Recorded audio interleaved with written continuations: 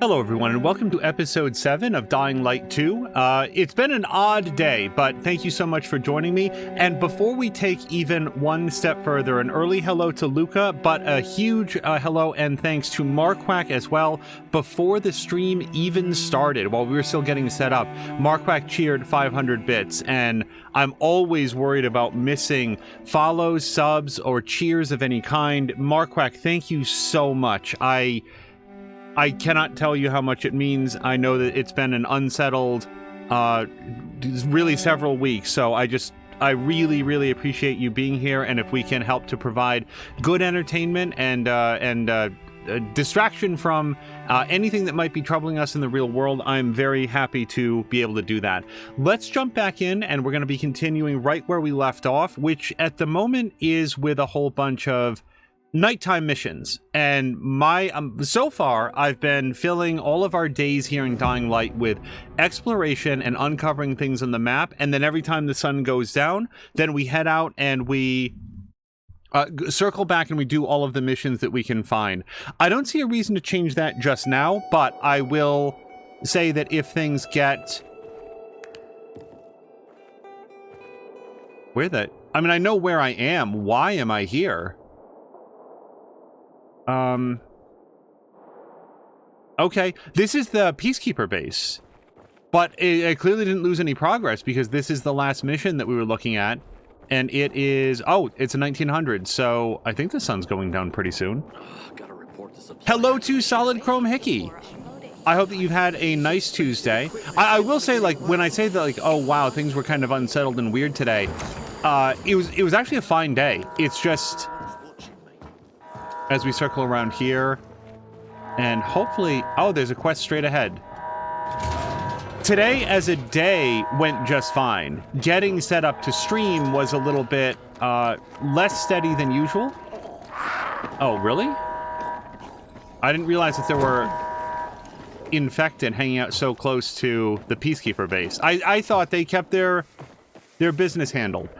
What I wanted to say very quickly is, probably about an hour before we would have gone to go start streaming, local landscaper started doing the one of the next door neighbors, and they went much longer than normal. And part of that is like, okay, so that's a lot of noise that we'd have to deal with, but more, it is it's difficult to overstate the degree to which their work fills our home with the gas fumes of the lawnmower and the leaf trimmer and stuff. The trimmers and stuff.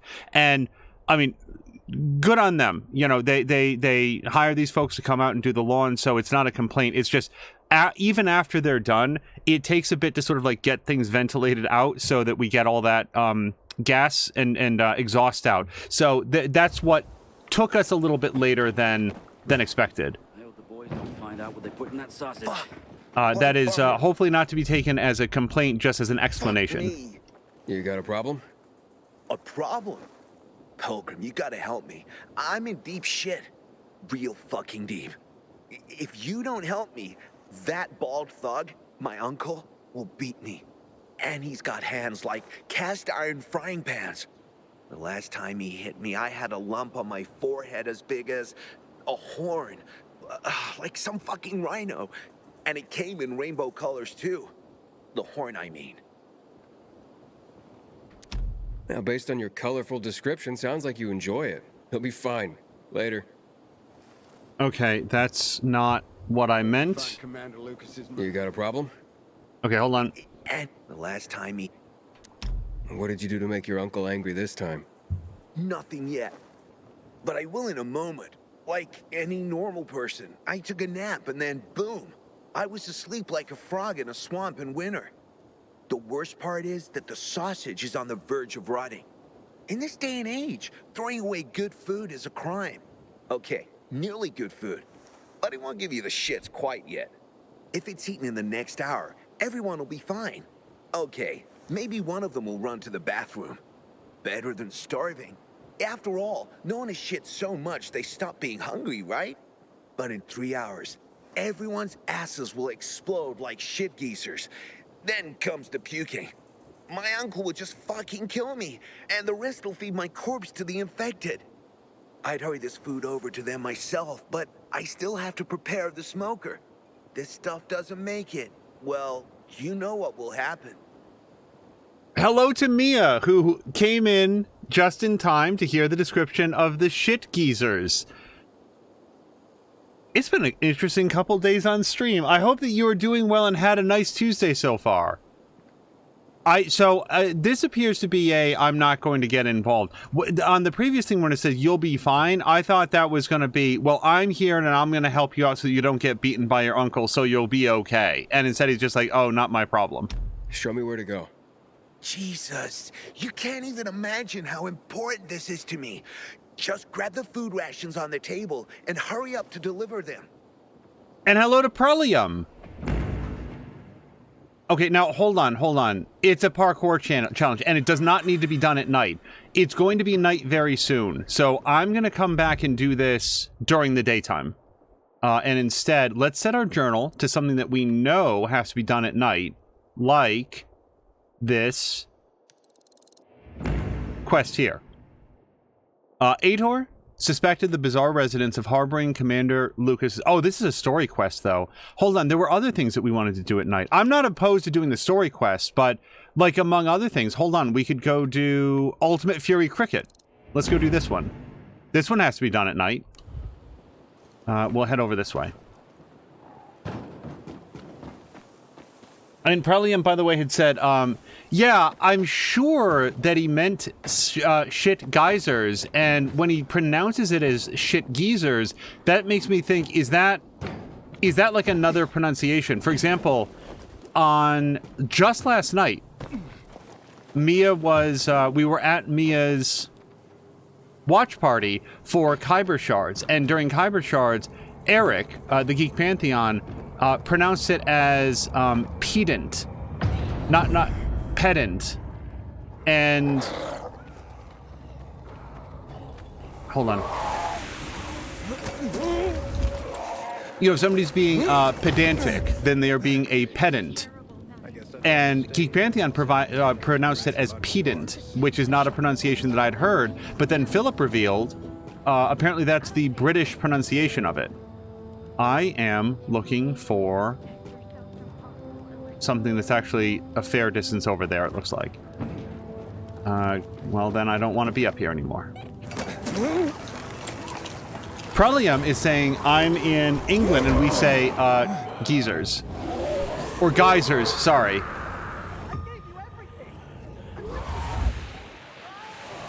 Okay. I know that I've also heard at least one British person say pedant. But that's not to say that that's a universal thing, so I will defer to the knowledge of people who have, for example, been to Great Britain, been to the British Isles. They probably know a lot better than I do. Okay, let's do Ultimate Fury Cricket. Force 20 infected out of the ring before time runs out.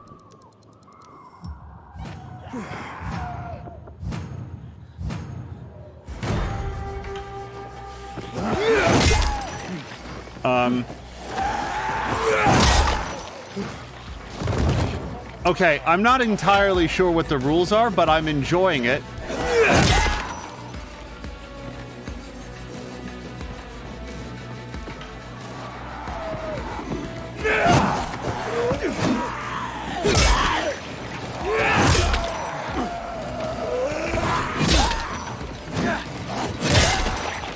Oh, see, this one I didn't get out of the ring.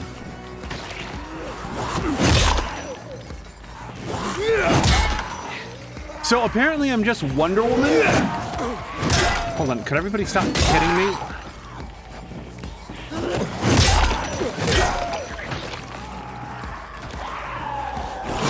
Oops. I'm still working out what the range on the swing is. Like longer than that. So what did I get, if anything? Silver medal.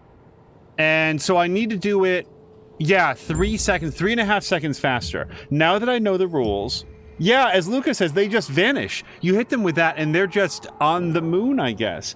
Prelium says, a guy I know started the Society of Pendants, but his friend said it should be the the Pendant Society. I want to, well, hold on, let me proceed, but then I want to do it again. I proceed so that I know that I at least got the silver locked in. And similar to the last, what's it called, challenge.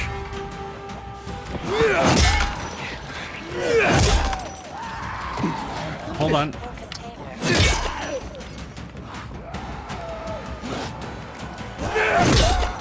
Parkour challenge. We're not going to do this more than like 2 or 3 times, or until we get the gold.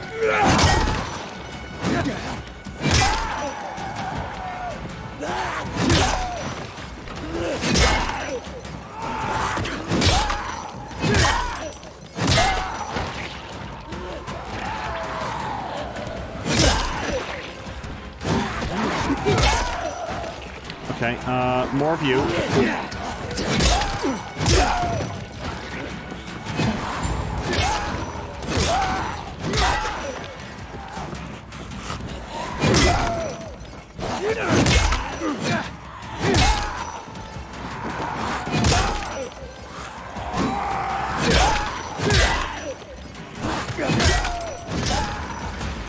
What did I do? Was that a minute? Oh, god damn it.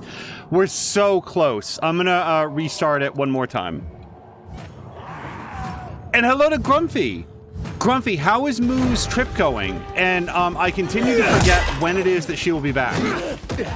Hopefully soon. Okay, so I need to not hit this guy into that. Yeah, that's costing me a lot of time.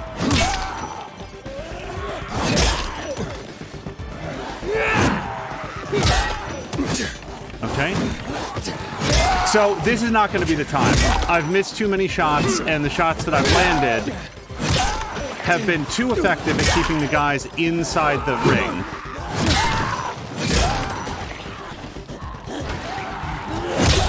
On the plus side, I got a bounty.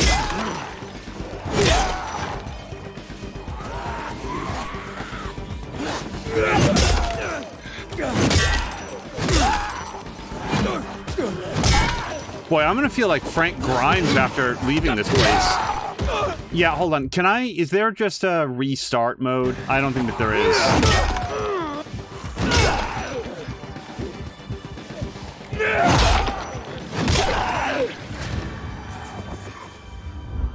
Yeah, that was way off. Let me try it at least once more. This is for sure not going to be the bulk of our stream. I think the power swing is good because it tends to knock them up and out.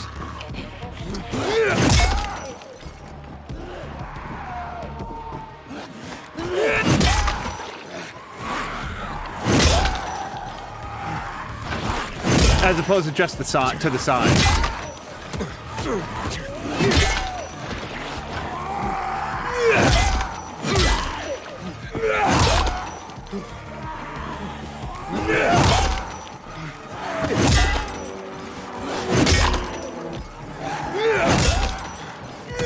I feel like Mia would really like this mode. All right, I've got 10 seconds to find 2 more dudes. That's it. I think we got it. I think we got gold. Yep, and with 4 seconds to spare. Check that out. Proceed. Oh, Grumpy says she's home and she had fun. And hello to Glomdy. Glomdy, I hope that you're doing well and had a good week so far and a good weekend. B, do we have any update on Drienne's laptop? I did not see that they streamed yesterday. I'm very much hoping that that gets resolved soon. C, oh yeah, let's do one of these. Yeah, let's go get one of these. Hold on. I hope it's not too... No, it's not even midnight yet. This is great. The Revenant appears... Oh, wait. I'm not... Wait, I don't know that I want to do the Revenant. I thought there was like a different place we were going to go. Is it this place? Yeah, this was it. I went to go here, but it was too late. So let's see if we can get here as quickly as possible. Over this way. I don't know about the Revenant. That seems like it might be a little bit tough for me right now. Oh, so yeah, and also, I'm just very glad that Moo had a great time on her trip. Moo and Grumpy both strike me as being extremely busy people. So anytime one of them gets a bit of a time out to go do something else, something fun that they enjoy. Let's see if we can aim at that car roof. Okay.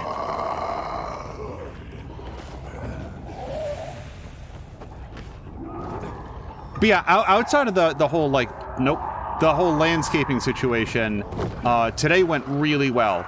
Got a bunch done. Okay, I don't want to go that way. I'm gonna get spotted. Yep. So one thing that I don't know is that whenever I'm, like, within eye shot of a...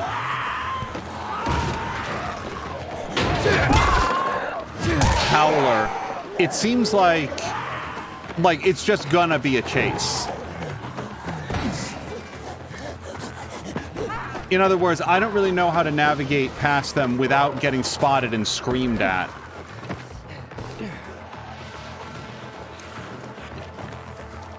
Oh shit. It's another case of leaping before I looked.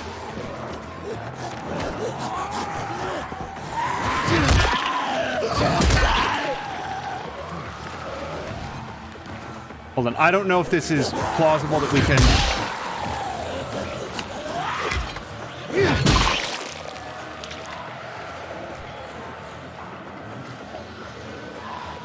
I feel like this would be a more effective stealth place,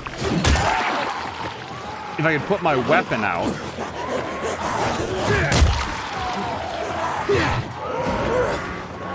Hold on, I'm out of stamina.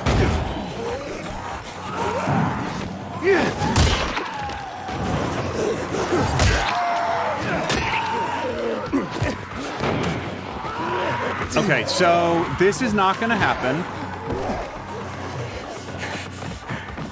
I think our best shot at this point is to get to the... Oh boy.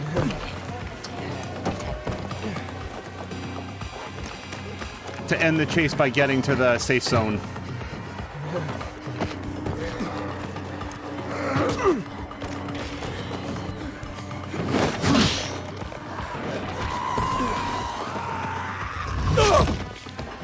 Not 100% sure what hit me there, except for a bad guy. Okay, I'm just going to take a bath in this purple light for a second. Glomny says, they said they're not giving out all the detailed updates about what they're fixing, but they have gotten it. And then asks how goes the game. Going well, believe it or not. It doesn't necessarily feel like it all of the time, but I'm 100 meters from the weird spooky zone that we want to go to, so I did get somewhat closer, I think, than where we started. Okay, the chase is over. Glomny, have you ever played like a Dying Light game? Dying Light 1 or this game? And I'm just going to say, I'm not going to leave behind crafting healing materials here. Grab some shrooms, grab a replacement weapon. Grab some feathers, although so I have to assume that there's like a bow or a crossbow that you get at some point, because that is... Well, like, I've seen ammunition for it, and we're getting all sorts of feathers and stuff. Inhibitor container detected. Okay, yeah. So I'd like to go get that bolter if I could.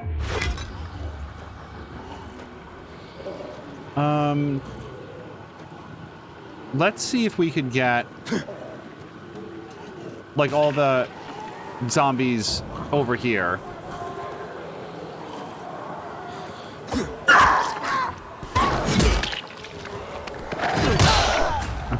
Yeah, I just needed to get her stunned for a second.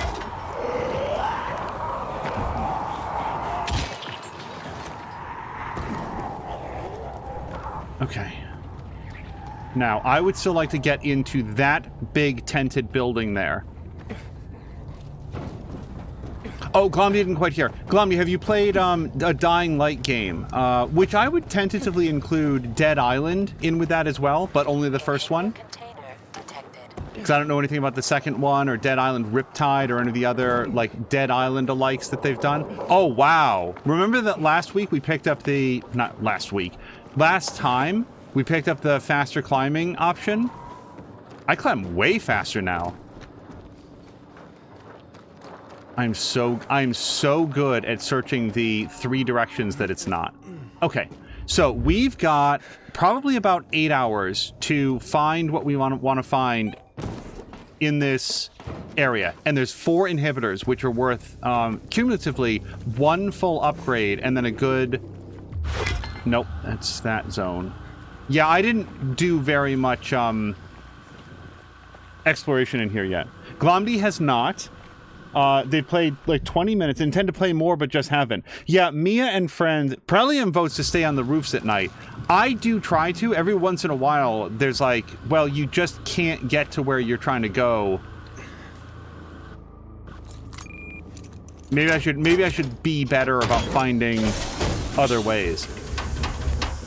Yeah, Glomby, based on your enjoyment of Horizon Zero Dawn, I do think that you'd probably have a good time with this.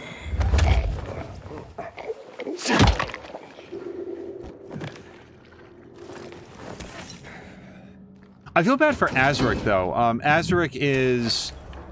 he doesn't do first-person games because of motion sickness, and I have to assume that this game would be particularly rough. I promise you guys that it's not... it's not disorienting at all when playing, at least not for me. But if you have generally problems with motion sickness on games, especially first-person games, this is going to be a particularly rough one, I think.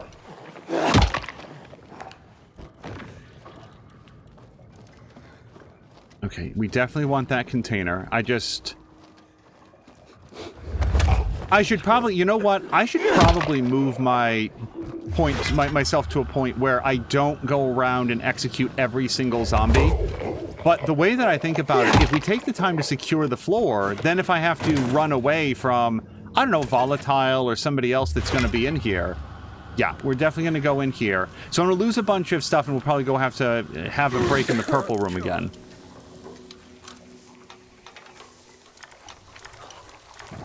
Okay.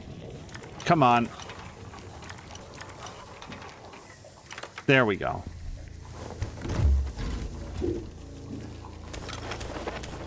Okay, and is this a crackable? It is not. All right, let's leave there. For anybody that, you know, hasn't been, like, isn't aware, when you're in a chemical zone, it rapidly reduces your... Oh, see, that's me not checking the area, and now making a bunch of noise.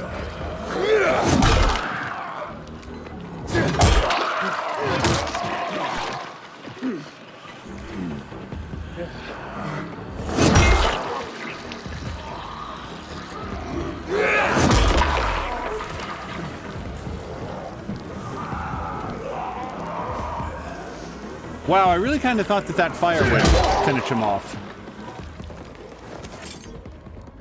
Okay. Somehow that person way over there just didn't hear any of that. So we're going to grab this stack of resin. Glomby says, interesting, I would not have thought they were similar. I think it's, what I've seen about your Horizon Zero Dawn playthrough is that you seem to have a good time with the combat, but you like the story and the exploration and the looting and the crafting. And those are all things that this game has a lot of. Okay, so yeah, let me go just take a bath in some purple light since we're pretty close.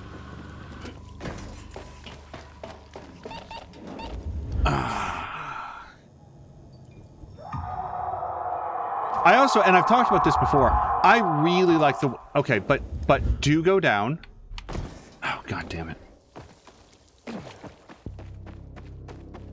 I love the way that this game treats time. That in addition to health and whatever ammunition or like other resources you might want to have, just time. You have to keep one eye on the clock. Sometimes it's the timer for when your infection is going to take over. Sometimes the clock where, well, I have to finish this spot up. Like, remember when I said 8 hours? We're at 5 hours left already. Okay, that just takes us back into the chemical zone. That's just back there. So yeah, I think that this is the next way to go. Locked from the inside. All right, so we do have to find a way around. Like, this person I obviously have to choke out, but maybe the other two I could skip. Save a little bit of time.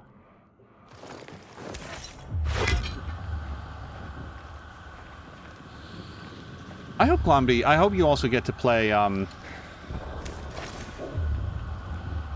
hope you also get to play Forbidden West at some point. Yeah, there's like something over there, but it's not a inhibitor, so I think I'm going to keep my eyes on the prize here. Okay, so this takes us... No, this is not back to the staircase yet. Inhibitor container nearby.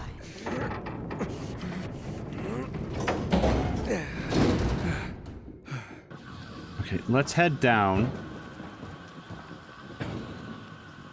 Grab some cans for some reason. I feel like there's a lot of crafting recipes that I just straight up don't know because there's so many crafting materials.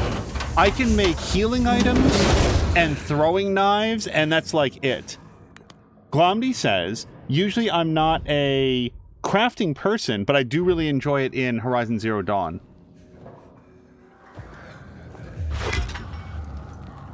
Also, Luca does not feel like the timer makes sense. I don't know, it makes sense to me. Like, you've got the timer for your... Here's my understanding of it anyway. You've got the timer for your infection, and then you've got the amount of time until the sun comes up. And when the sun comes up, all the infected that are out in the streets, well, they want to get away from the UV light of the sun. So they come on back in. And when they're all piling back inside, the area that you are... Shit. Becomes a lot more dangerous. Okay, so this is gonna get worse.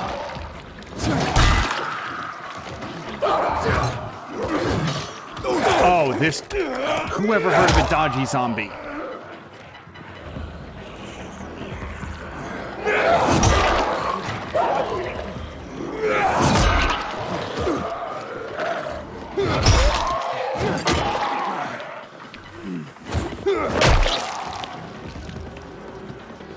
Okay, I think we've taken care of the immediate threat and locked from the inside. There's an inhibitor right here. And the good news is, like, even if this turns out to be like a multi-night event to keep coming back here,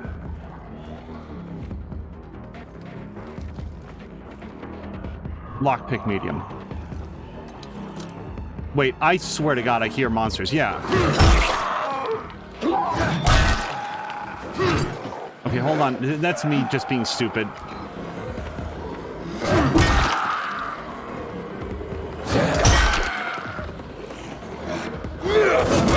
What I was going to start to say is that even if we have to come back tomorrow or whatever, as long as we can get some inhibitors, 1 or 2, then we won't have to get those same ones tomorrow, because those aren't going to respawn. No, it's not going to be the way. There we go.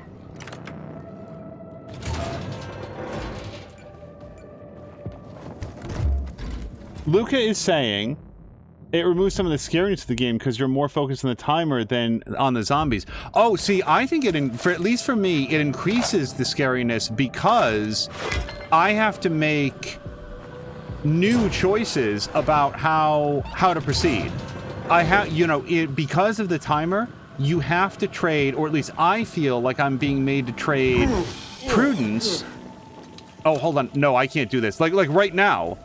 I want to get that, but in order to get that, I'm gonna have... This is an immunity booster, I think. Oh, that was 100% refill. Okay.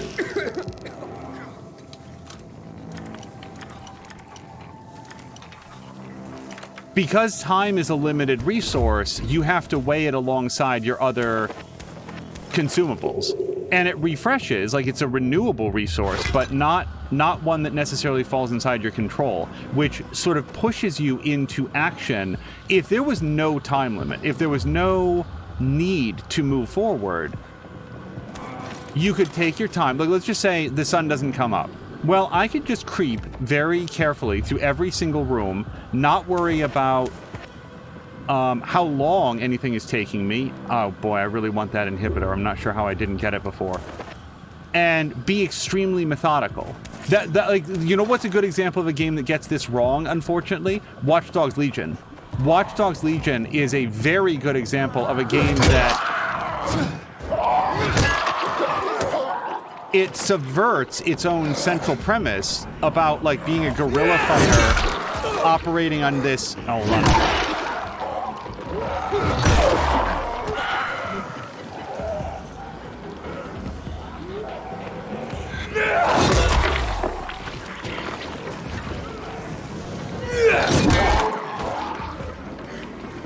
Yeah, hold on. Darn it. So this is an example of me wasting a lot of time that would have been better spent taking these zombies out one by one. Quietly. Yeah, in Watch Dogs Legion, the premise of the game is, oh man, the overwhelming, overbearing government authorities are, like, all have us under their boot. And all we can do is sneak around and be very stealthy and use our technological prowess to our advantage. But because of the gameplay decisions that, I mean, maybe this has been patched and maybe it's been improved in Watch Dogs Legion, but when I played it, not super long after release, the actual gameplay of operating as a guerrilla fighter in this oppressive regime that, you know, could hunt you down with overwhelming force was to stand slightly outside the enemy's detection range and just use your spider bot to go in and absolutely wreak havoc, and the AI just could not handle it. And it undercut, it's exactly what we're talking about here, because there was absolutely no sense of urgency. The enemy was never going to notice that this very conspicuous, obtrusive person that was standing right in front of them holding a remote control was responsible for the spider bot going inside and destroying everything. And if your spider bot got destroyed, no big. It would respawn in about 15-20 seconds, and you just go back in and pick up from where you left off. There was absolutely no threat to anything in the game. Now, they did patch it a lot after. And hello to Fox! And Jab! Lucas saying that's a fair point, but I still think they could have done it in a better way. I am always interested in ideas people have to, like, improve the gameplay mechanics. And, like, I'm with you on that. Like, if there's something in a game that I don't like or don't feel works very well, I love being able to see, here's what I would do better. It might not be a perfect idea, but it's, yeah, the sun is about to come up. I don't even think there's a purpose in going back upstairs. I want to see if we can get there's an inhibitor container, like, right above me, and I want to see if we can maybe work my way back up there. All these incidental bags are going to respawn. When the infected come back inside, yeah, that's 8 a.m. Hold on. Hold on.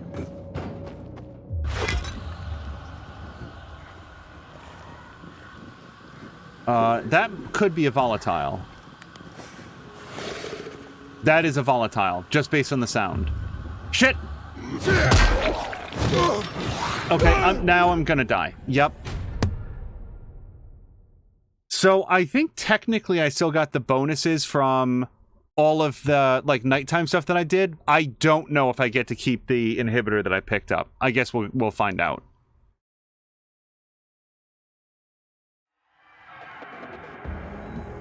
Okay, daytime. My weapon is almost broken. Oh, it is! Yeah, we're gonna need a new one very soon. Let's check to see, did I get enough to do an upgrade? I don't know, obviously not. I would need 2 more, so we'll look for that next time. Okay. Well, we'll see. The next time that we go into that zone, are there 3 inhibitors to find or all 4? And we'll have to find out there. In the meantime, we do have a couple places to check out locally. Sure. Let's hit this place. I feel like this is a little bit of like, I feel like this is what I'm learning is the loop of the game of spend your daytime, you know, exploring and finding things that you're then going to want to come back and do at night. And that feels different. Like, Luca, did you, you seem pretty familiar with the previous game. And Mia, you played it really recently. The first game, I remember there being some risk to going out at night, but not necessarily a lot of reason to do it. I don't remember. Okay, so we do have a bunch of dudes, and I think what we want to do is let's see if we can... Well, hold on. Where do I want to lure them? Oh, well, maybe not towards the explosive. I tried that last time. It just made a bigger mess.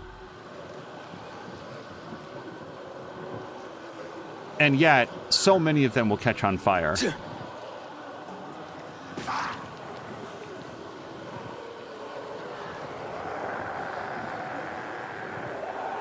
Yeah, hold on. Let's wait for them to gather around.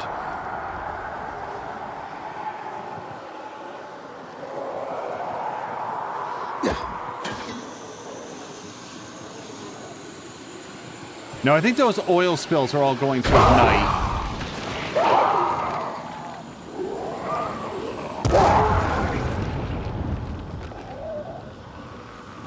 And I guess the only question is, as the zombies, like, wander into the flames... Yeah, I think if I just hang out up here... We've got, like, 4, 5, 6 dead zombies. I don't know if that really helped out that much. Or if it just attracted more through the sound.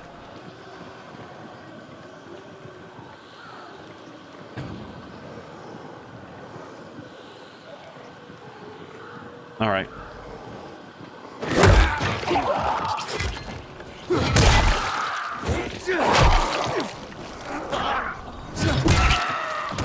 Oh.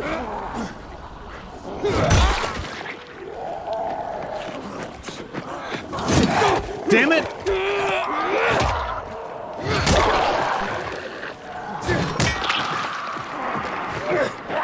Oh, wow. I am failing to account for my current level of stamina.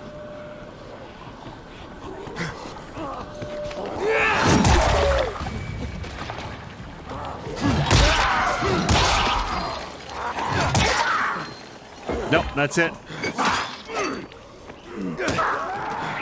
My engine block is busted.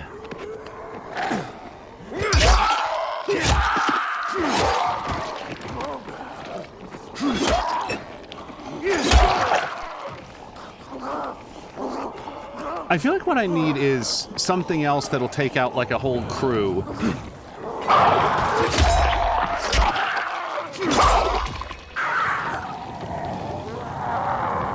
Well, that helped. Oh, and by the way, if anybody wonders, like, why I'm doing this, there's a whole bunch of, like, supplies in this old military wagon.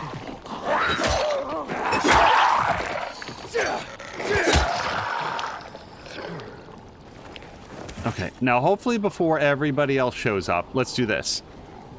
Oh, Patikin! Patikin, thank you so much for the raid! And hello to everybody raiding over. Patikin, how was Beneath a Steel Sky?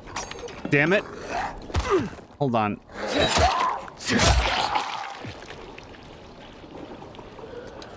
I have been peeking in from time to time, but I've wanted to avoid getting too much in the way of spoilers because I basically watched you play for a couple of minutes. I was like, oh, this looks like exactly something that I'd like to check out.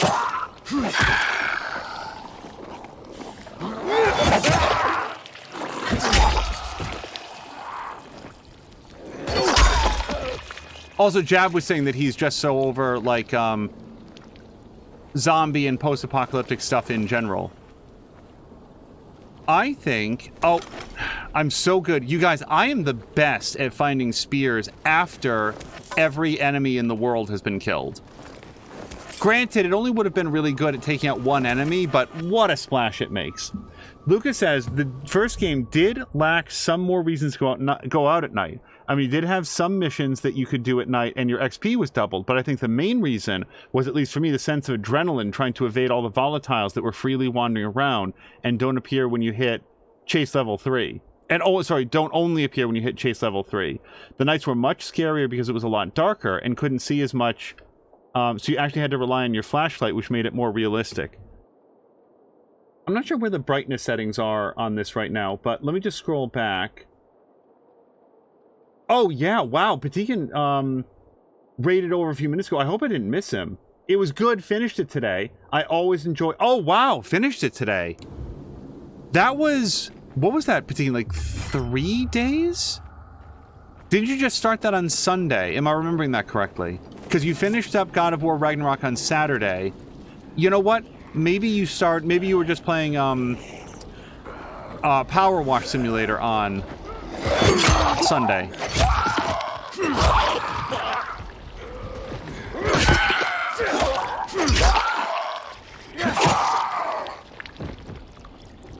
Which would only make it 2 days. 2 days, yeah, he just started it yesterday.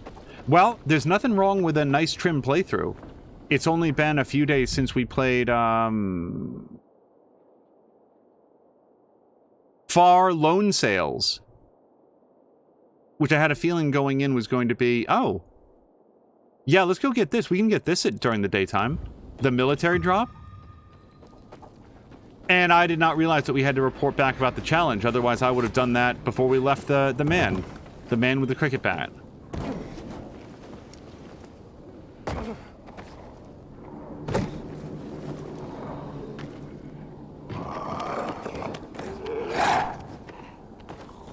Okay, so it's reasonable to assume that the military drop is going to be up high. It did also have a stamina rating to it. But we're well above it, because it was only 100 stamina points. Okay, so there are people around. They're very surprised. Everyone's kidding them.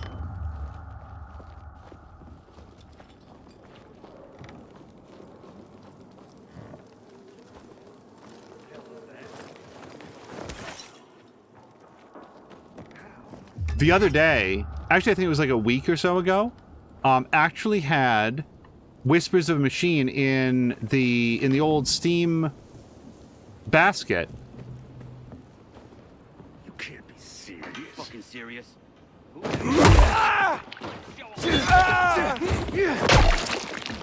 And decided to give it a pass, at least for the time being, probably until the next sale. Just because I do still remember some of Mia's playthrough, and I want to go in and be as... I'll tell everybody once. Okay, Nightcrawler, actually that's more of a Shadow Cat thing, isn't it?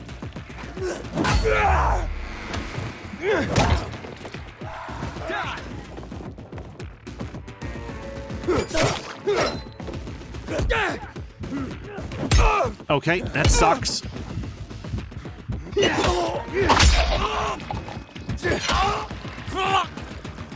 Oh, I thought that said stomp. I mean, I'm happy to search as well. Okay, time out. Let me just... Okay. Well, then I'm gonna step around the corner and heal myself.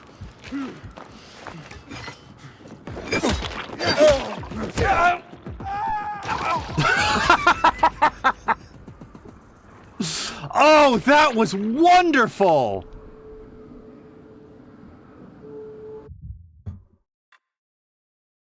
We have to do something with that. Hold on a second.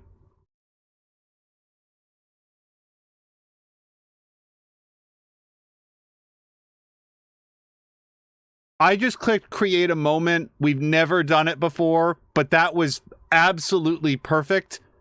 Hopefully that, like, I don't know how moments work. Maybe we edit it later or whatever, but that was great. Anyway, Still singing. I gotta keep going. Okay, we're gonna keep working our way up there.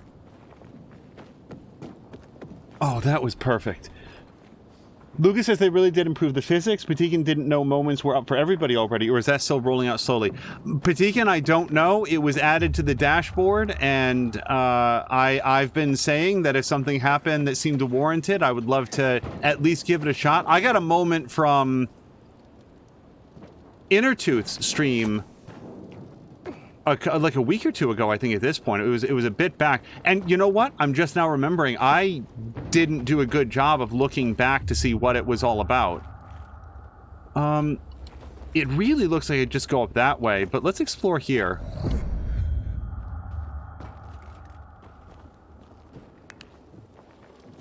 Allegedly, what a moment does is there's like a special badge that you get, and then like that clip is added to whatever happened. But I don't claim to understand it all. I just like I've been waiting for something that was like, yep, that is worthy of making it a capital M moment. Okay, I think it's on, yeah, it's on top of this building right here. Oops.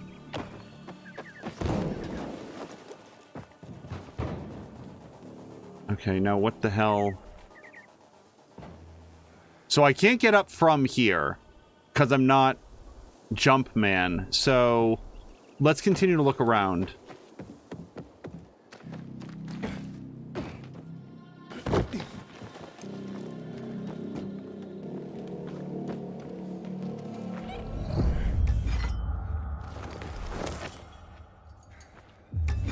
Yeah, Patikin, if you go look in your, like, creator dashboard, you know when it happened for us? It was just after they did an update to the creator dashboard that, like, moved everything around and changed it to icons rather than descriptions, and that was when it was just, like, automatically added in there. Let's listen to our tape while we go. Ladies and gentlemen, the man you've been waiting to hear, Bob Cheatkins, candidate for president. My fellow citizens, let's get this out of the way. I will make you but one single promise during this campaign. Read my lips. No more lies. Well, you can't read my lips. Obviously, you can't read my lips. We're on the radio. But as for lies, you know what I'm talking about. Every day in our streets and our markets, I walk among the people of Villador. Hard workers, whose blood, sweat, build the very foundations of this great city. But when we speak, I hear a terrible refrain. Mr. Cheekins, they say. I work from dawn till dusk, but I can't make ends meet. The president spends his vacations in million-dollar villas. Damn it. His government spends billions on immigration, museums, libraries. They say to me, Mr. Cheekins, you're not like them. You have to make it stop. I swear, if you vote for me, I will probably not refuse to do the opposite of that. My name is not Cheekins. It is time for the people to take Villador back. It is time to end the lies. Vote Cheekins. No more lies. Okay, now one option is don't jump at it and just see if I can catch it with my hands, but let me try the jump one more time. Woof. Okay. Maybe you're supposed to do like a quick hop and just keep going. I want to go here.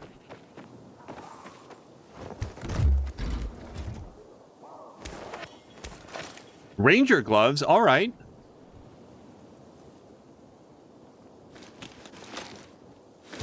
Patikin says that he doesn't have any of that. I can say, Patikin, that we didn't do anything like apply or like manually configure it, so it might still be getting rolled out over time.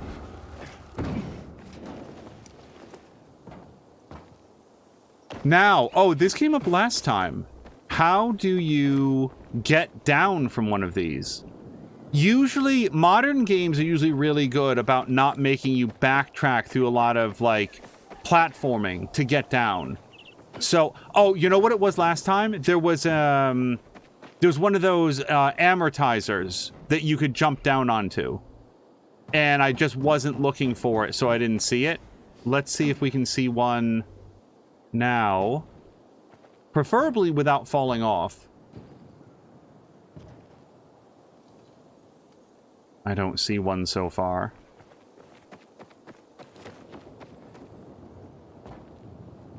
No. Okay. Well, I guess I'll just start working my way down a little bit more carefully then.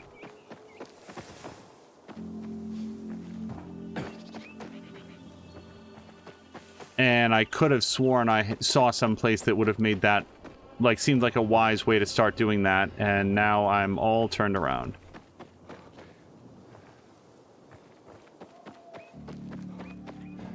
Yeah, here. So, I think that if we sort of, like, go here, and then hopefully grab this or land on it.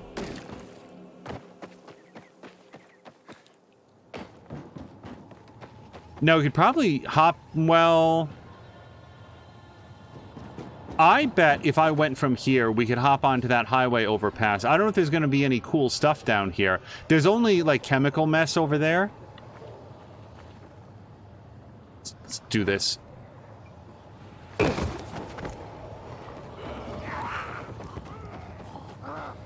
wonder if this crane goes anywhere cool. Well, it's a question mark. A parkour challenge. All right, let's give it a shot. Oh, I need a paraglider. Okay. You guys, I haven't played Just Cause 4 since, I don't know, probably a few weeks after that came out. And today, I think, suddenly Steam came up and was like, oh, you've unlocked a booster pack for Just Cause 4. I think that's the, what's it called? Like the trading cards? But I don't claim to understand how Steam trading cards work, so I'm not sure. Here's the way that I treat Steam trading cards. When I'm playing a game that I really like, and especially if there's like a character that I really like without getting into it, there was a character that I really liked in Quantum Break. There was a character that I really liked in Deliver Us Mars. I wanted the cards, the trading cards for those characters. I didn't care about completing the set, but I wanted the cards that went specifically that were like the trading cards for those characters. And that's as much as I care about Steam trading cards. And anytime that I see, oh man, I got like, oh gosh, what was it? It might have been this game. It might have been a different game that we played recently. I have like 3 duplicates. And usually what I'll do then is I'll go and look at more than Amia's cards and I'll see if she has one of the cards that I want. And then I'll like text her, hey, can I trade you my Daryl Strawberry for your Don Mattingly or whatever? And then she'll write back that she sold all of her cards for like a penny. And I can't have them. And then I go, no. I wanted them. Oh, you know what? We could do this, but... Oh, wait, can't I? So I think I have to be at like a workbench or something, but I can make a new engine block. I don't actually know where I would go to do that. One-handed axe, one-handed axe, one-handed axe, one-handed machete, and then... one-handed hammer. Well, let's put the one-handed hammer into my like last slot. I have been enjoying the blunt weapons a lot. Luca was sad that Deliver Us Mars was so short. It was slightly longer. I want to say by like 20% it felt like over Deliver Us the Moon. But yeah, it still felt like it was a very trim experience. I guess we'll put in the decoys for there right now. Okay, so I could go report back about the challenge, but we could do that day or night. Let's go to this question mark and see what we've got.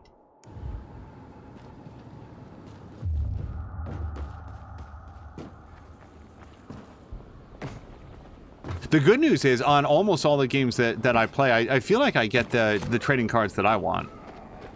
And on occasion, I can trade for the ones. But I'm going to go on record as saying I don't think that either of us has ever completed a complete set in a themed trading card deck. Like, gotten all the cards for Stellaris, or I'm not even sure if Stellaris has cards. Well, it's another evacuation convoy. Oh, we have this. There, that made my life a lot easier. Okay, so Molotov cocktails I feel like are nice because they're silent. Oh, that's where the bounties are. Hold on, what did I do? Complete 5 bounties to earn a bounty bonus box. 3 enemies defeated with ranged weapons. Well, what the hell was that spear attack then? Hold on.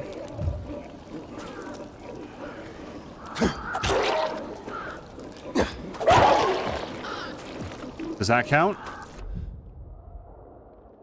No.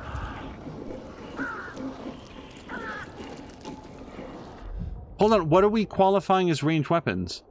Soften demolishers by any means. Oh. I don't know what a demolisher is. Probably, you know what they are? They're going to be the big guys with the big, like, wrecking ball hands. Patikin says I usually sell cards that I got double of. I get booster packs more and more, but that's because my Steam profile level is getting higher and higher. I craft sales badges every time.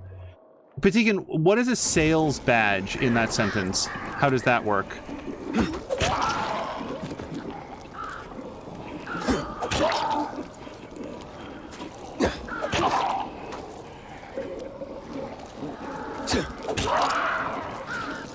Oh, you know what? I didn't even look at my gloves. Hold on, we got a new set of gloves. Inventory. Gloves. So I'm wearing tank gloves right now, but... Oh, we got nurse mitts. Those are for medics. I don't think I'm going to go much down the medic class. Nurse mitts. Fighter mitts. I don't know. That's okay. I kind of like being a tank. If I'm not going to be a tank, I'd rather be a ranger. I like rangers in Dungeons and Dragons and zombie apocalypses, it turns out. Stamina cost for ranged weapons goes down. Recognition time plus... Oh, that's like for stealthy stuff. And then the damage of ranged weapons. The trouble with the ranger is that it's very stealth-based, and then when you get into like a main mission where it's all going to be fighting, I don't actually use ranged weapons right now all that much. So I might stick... Well, maybe not. Fighter mitts, nurse mitts. Okay, I mean, we could do this.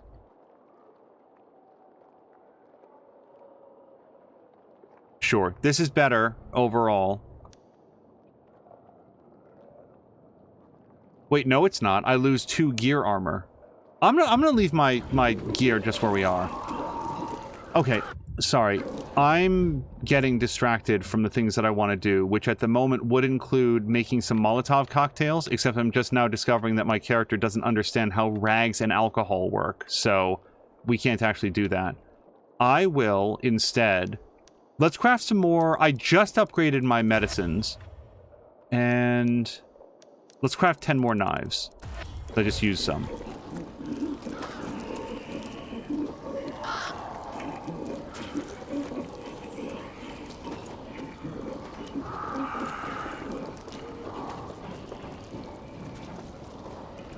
I don't know of any way to do this that doesn't involve making a spectacular amount of noise. But let's seriously try to be smart about this. Let me throw that over there.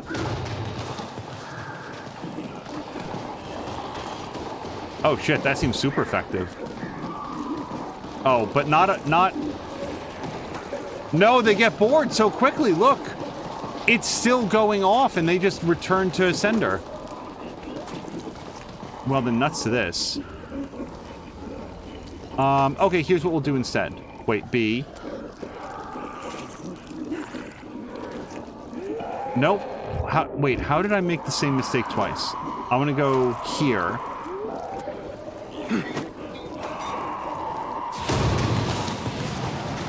Oh! I was sort of wondering if that was gonna light things on fire. It makes sense that it would, but...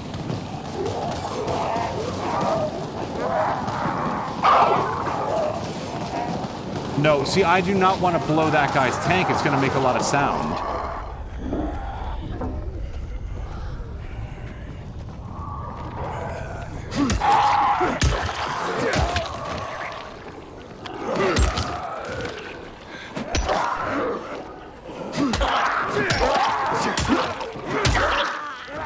Boy, the bludgeon. Well, see, now it's making the big sound icon that I made a whole bunch of noise. Here I'm trying to be very stealthy.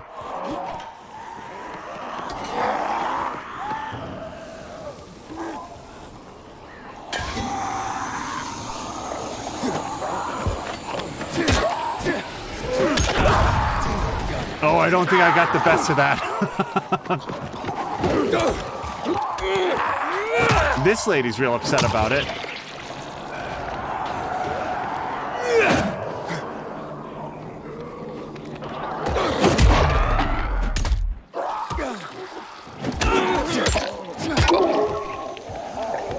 Oh shit.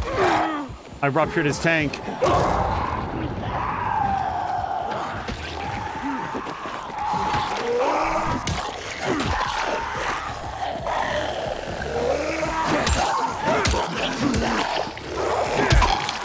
There must be a faster way to get to these zones, these lootable trucks.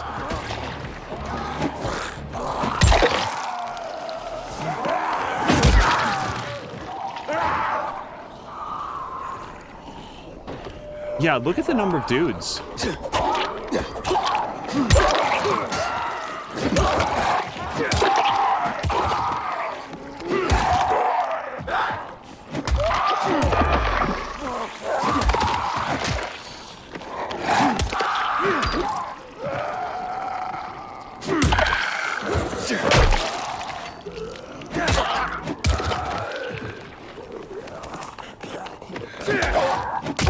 I need to start doing the other thing I have to start doing is the, like, parkour shove.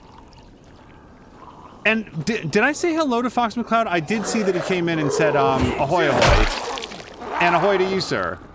Oh, is Mia still here? Because I think that she's doing Team Night Tuesday, which would be Journey to the Savage Planet, and that's coming up.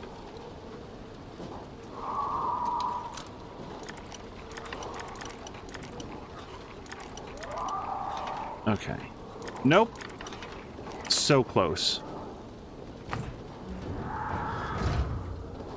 Luke is asking, what is the badge by name? Wait, I missed a sentence here. Patikin is saying just during the sales, but then probably said something before that. When Steam does a big sale, you can get trading cards just during the sales. There's usually another badge you can craft up to level 40 now, I believe, from the Steam Point Shop. And that gives you Steam profile levels too. I always have enough points when there's a new seasonal badge from the Point Shop. Then Luke was asking, what's the badge by name? Patine says Moments badge because Patine used a moment and they made a clip. Wait. What's the... Wait, then, hold on. The badge then wasn't about a Steam badge.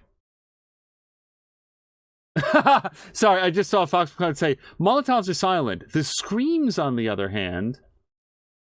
But yeah, I can see Patikin has the Moments badge. Luca does. Fox McCloud... Oh, no, it's Fox McCloud... Mia is here. I hope Fox McCloud didn't miss out on the Moments badge. Because he's here all the time. Okay, that wasn't me.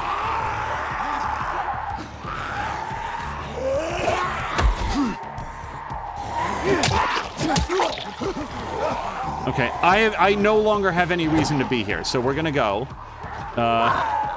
Ish. Oops.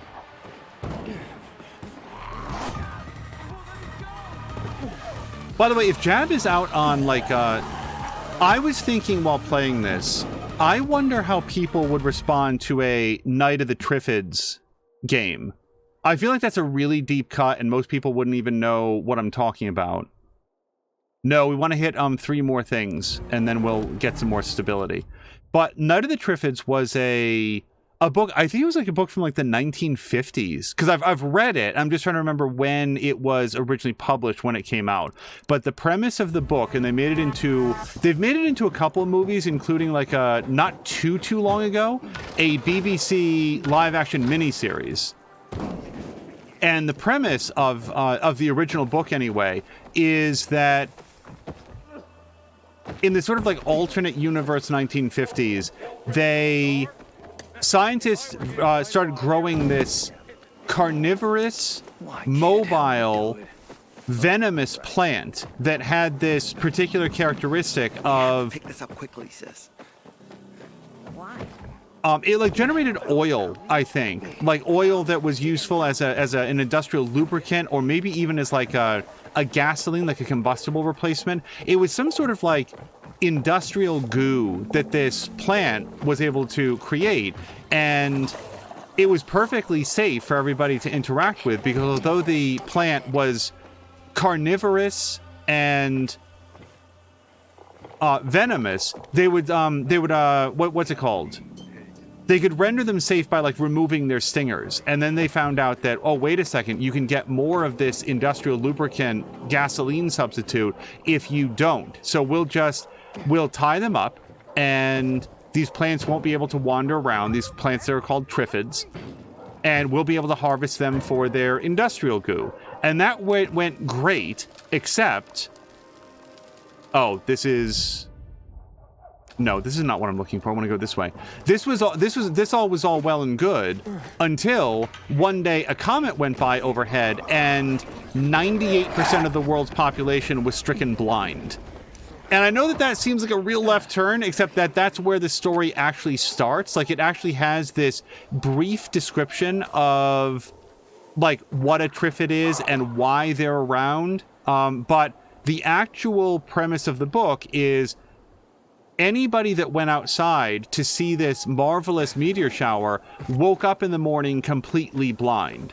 And it turns out that if, some people are blind, then there are service and support that to help them to learn to read Braille and navigate the world and to be safe. But if everyone in the world all goes blind all at the same time, it's not real good for the stability of society, because things catch on fire and nobody can get to you. It's a whole bad scene. And they actually wrote a sequel to it. I think an American wrote a sequel. The sequel takes place in America. The original book takes place in Great Britain. And it is primarily, hold on. Yeah, I missed the chance to shut this guy up.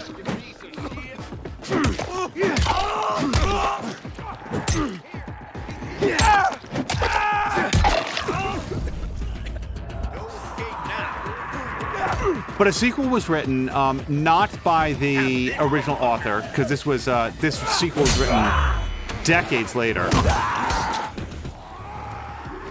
And the sequel was interesting, but also, like, very weirdly structured. Okay, I went to do the shove, and it just didn't work on him.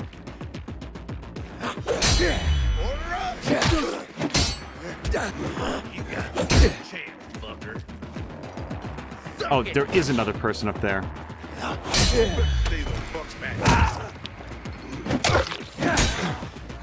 You're all mine. This won't end well for you.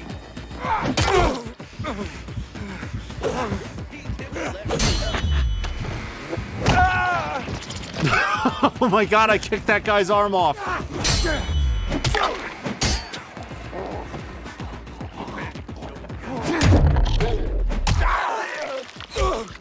Okay, that sucked. Oh, it's Roof Guy. Roof Guy is still like hurling knives down at me.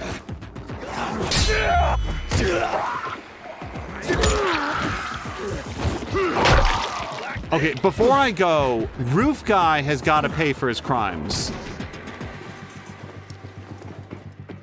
I don't know how I'm going to get to this dude yet.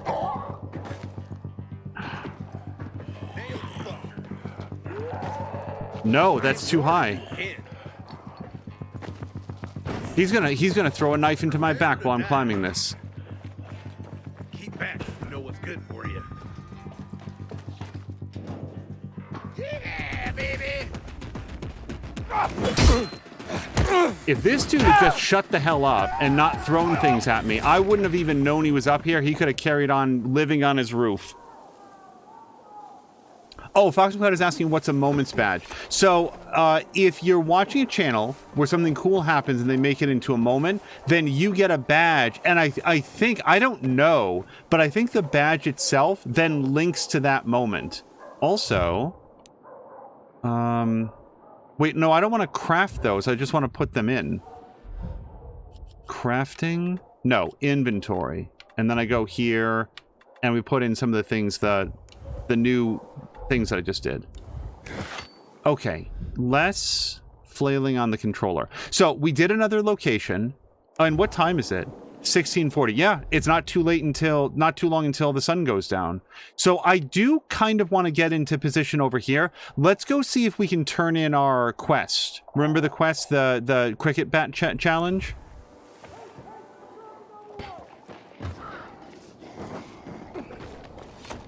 So anyway, I think that it might be cool to, like, here's how I would structure a Night of the Triffids game.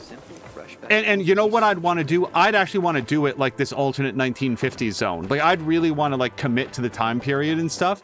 1950s Great Britain. But what I'd want to do is, like, you are one of the people who is still sighted. And you are going out on behalf of a community of people who have gone blind. And the people are, you know, they're working what they can, like they're in like a rooftop garden and taking care of stuff there. But what they need is somebody to go out, somebody who can see, to go out, and instead of being zombies, they would be Triffids. And there could be different breeds of Triffids, and Triffids have like a long-range attack, by the way, in the books. The stinger that they have is ranged. It like lashes out like I don't know, like a whip or something. I'm trying to think of like an animal that has this. And my thought is that a lot of the Triffids would be vulnerable to fire, but then maybe they've started to adapt, and you know, some of them are going to have this like fire-resistant oily sheen to them or something, so that doesn't work as well. So you could use like cold attacks and stuff on them.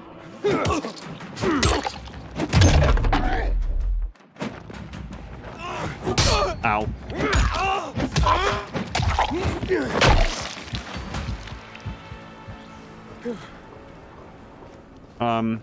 Was I not supposed to do that, sir? Okay, I'll probably just go on my way then. I thought I was rescuing that man. Lucas says this amount of zombies was average everywhere in Dying Light 1, but I guess it does make sense considering that this game takes place like 20 years later. Patine's also saying, I think if you were here while lurking, you can still claim it. You just have to have the stream open. Yeah, that's what happened to me with Intertooth. Like, I was full on at work. Like, I was doing work stuff when that moment happened. I am so looking... So, the other day... Well, let me think. Is there anything else that I'd want to say about this idea that I have in my own head for a Day of the Triffids book? Or, sorry, game. Probably not. The one thing that I'd want to do, like if I was ever to make a game, which I'm not going to, would be... Inhibitor container detected. I wouldn't want the Triffids to just be zombies with a different sheen to them, like a different look. Like, we'd want to do things to set them aside. First of all, they'd have a pretty good ranged attack. Oh, and I think, by the way, in the book, I think the Triffids hunt by, like, echolocation or something. So, yeah, there would be a whole thing. I think they'd operate more like, Last of Us zombies, where they sort of, like, operate by, like, sending out sound waves or something. Anyway, let's turn in this quest. You really have it in you. You're a top fighter. Come back whenever you like.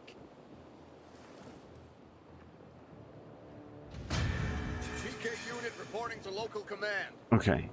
I'm gonna have... Well, hold on. I don't actually want to have a medicine right now because I'm just gonna take damage from here to there. So our next thing is I want to go here. And I want to get the rest of these things.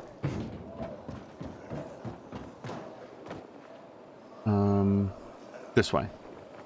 Because we've got... Oh, yeah, we've got, like... half an hour? Or 90 minutes. What time does the sun go down? 1800, 1900?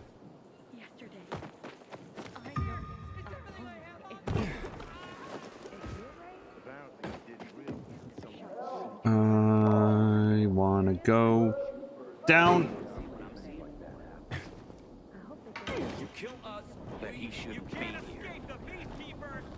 Oh boy. Yeah, I think I've pissed off the peacekeepers.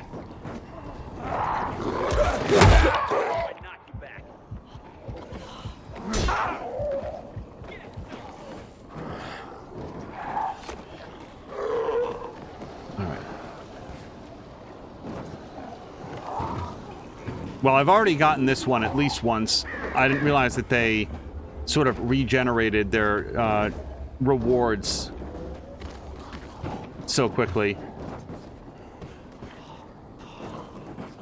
Oh, nuts. And what was I going to say? I was just about to, like, leave the Day of the Triffids topic.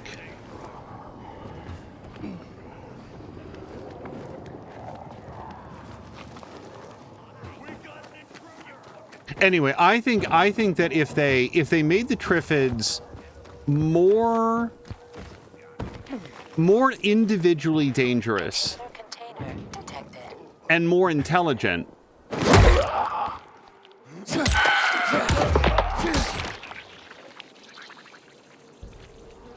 I feel like that would be a good way to help differentiate them from just run-of-the-mill zombies. And I just feel like the setting would be really interesting, like 1950s Great Britain.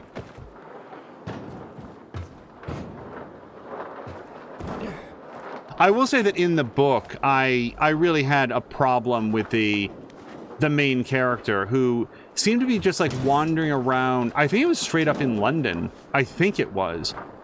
And just sort of like wandering around and treating the complete societal collapse and the desperation and terror of people around him, because he could still see and they couldn't. And he's just like, well, there's not really anything that I can do. You know, that's not going to be... You know, I could save some people, but since I can't save everybody, it's probably best if I just don't get involved and just sort of like passively observe. And man, that viewpoint is kind of annoying to me. Okay, now, and let me ask this to like, there's no way for me to like, just wait here. I can't just like click the wait until dusk button or something, can I? Oh, Grumpy's got a lurk. Time to drink. He says time to lurk, time to drink. Which could just be water, but I prefer to believe that it's not. Let me look. Maybe it's going to be under options or controls.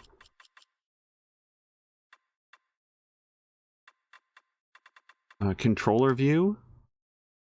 So this is... Survivor sense, look left and right, cycle weapons, accessories, da-da-da. Strafe left and right, use equipment, block. Yeah, right, left bumper and right trigger to kick. Jump, attack. Okay, I don't see a wait, hold button to wait. And this is the trouble. They always say, like, better to arrive 3 hours early than 5 minutes late. But at this exact moment, being slightly early is like, well, I guess we just drum our fingers on the table. Oh, wait, I have an unspent skill point. Yeah, we got a combat skill point. So I picked up Head Stomp, and that's had some use. Grapple Throw. It does seem pretty useful, but it also does feel like something that... Perform a kick while powerful kick while jumping. Run at an enemy, then hold right bumper to jump and press left bumper twice while in the air. I am inclined to do that. Oh, I'm never going to. I'll get this at some point, but I'm just letting you guys know I am never going to successfully reflect a projectile back at the attacker. Windmill. Well, why wouldn't I? Hold right trigger and charge a power attack and press Y. We're going to do that. Can I do that right now? I'm going to spin my ass off this roof. I just got to remember to do that. Well, okay. Is there anything that I could go do nearby? Oh, we could go do this. Can I mark it somehow? I don't think that I can. Let's go do this, rather than just stand here. We can make it back up here in a couple minutes. By the way, Luca, like, and who else can I ask? I know Patikin's playing. Grumpy said that he had to lurk. Yeah, Luca, Marquack, Fox McCloud, anybody that happens to be nearby. What are you guys playing these days? Like, what's got your attention? Okay, Hag Hunting Ground. Hold on.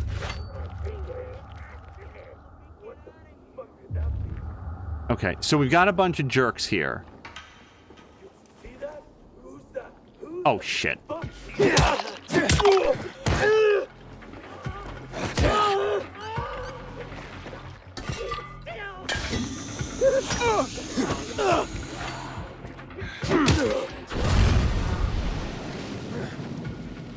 Okay. Well, that took care of most of the jerks, I think.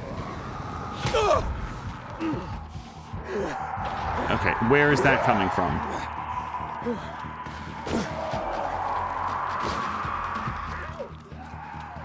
Wait, somebody hit me with something.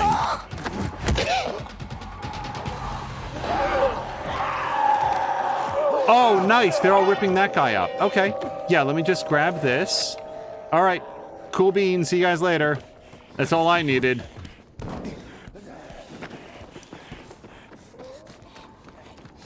Yo! Inhibitor container detected. Yeah, I will share that off stream when I'm not playing this or Anno 1800. At this moment I'm not playing any of Anno 1800 off stream because I want this new campaign playthrough to be all on stream. I want to go all the way through and I want to get this achievement with everybody live on the stream. So that's where Anno 1800 stands. And Anno 1800 is one of those games where it's complex enough that if you get involved in multiple different games, multiple different maps, at least for me, it's too much. Well, hold on. It is nighttime now. Yes. Okay, so 1930 is when the sun goes down. We are here perfectly right at the start. Just get healed up. And we are off. So what's happening here is I'm trying to get on the ladder so that I can climb down without taking damage. What the fuck? You're not supposed to be here anymore.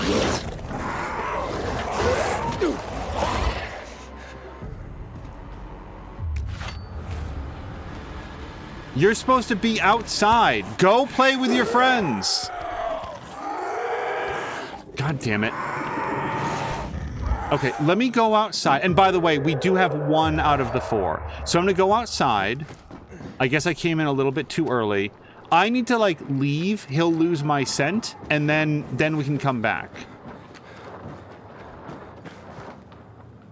No! What is happening?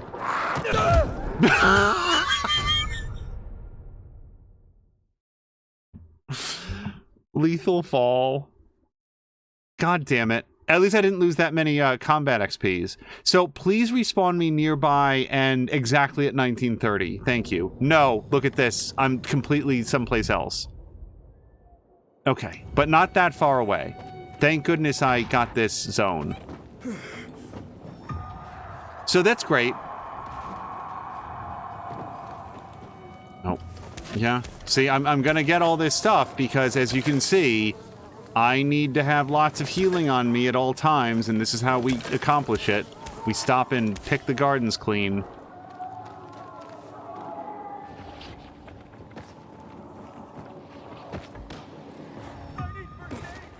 Inhibitor container detected. No, I'm not gonna do that. The man there. The big zombie guy.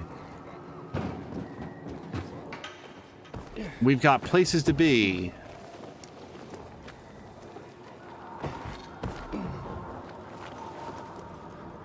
Oh, Lucas says, I'm thinking of starting Metro Exodus, but I've got some school stuff.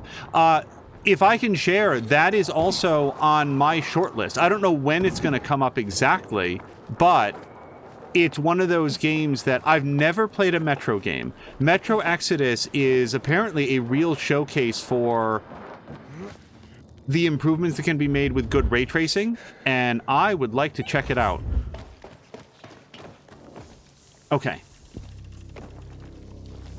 Now, I can go down to the second floor. We did unlock that.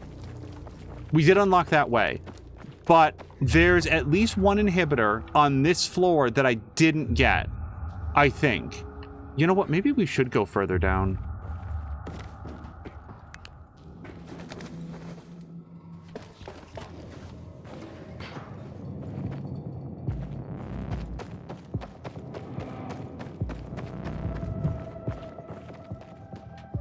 Go in here, yeah.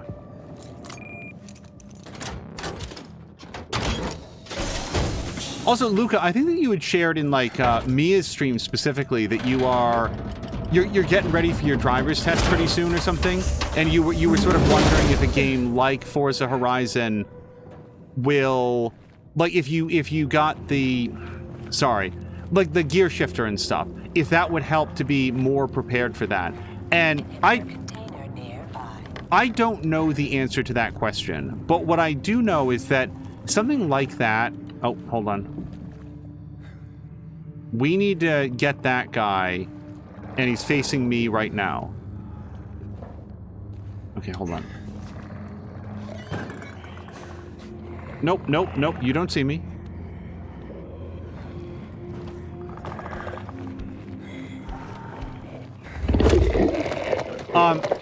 An actual real-life situation like that, where, like, you know, getting ready for your driver's test, doing, you know, working on your school stuff, that's exactly the sort of thing that, you know, we'll talk about here and say, that's the stuff that matters. You know, every once in a while we'll have somebody say, like, oh man, I missed a bunch of streams and I'm sorry about that. And I always confirm for them, no, your real life, that's what's the most important. Also, I'm completely just...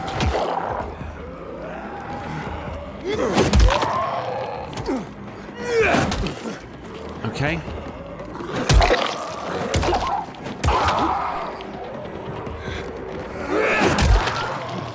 Stay down. Stay down.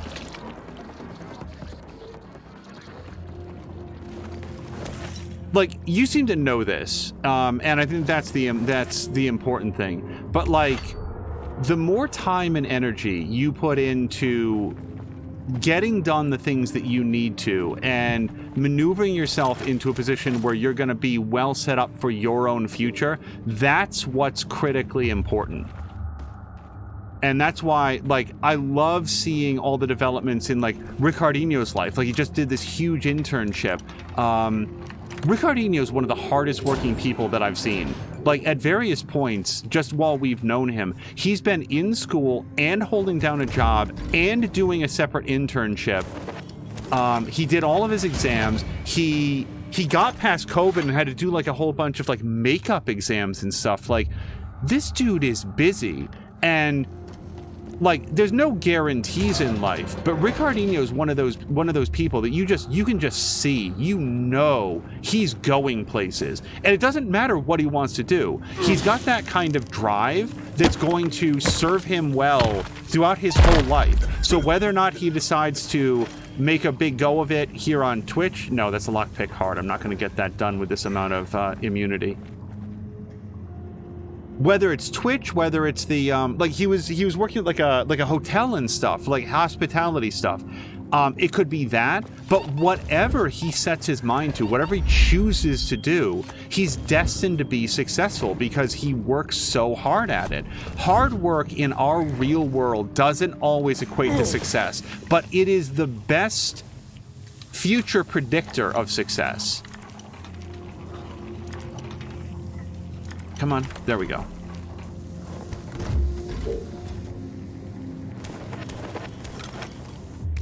And this is just sort of like unsolicited life advice with somebody who's currently bathing in chemicals, so don't listen to me.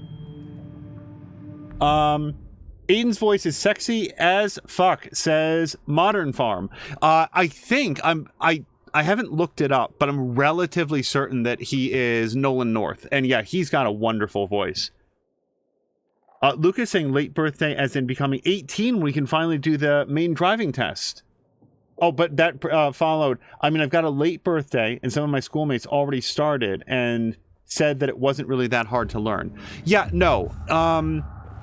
The main thing, so, you know, driving is different even in different parts of the...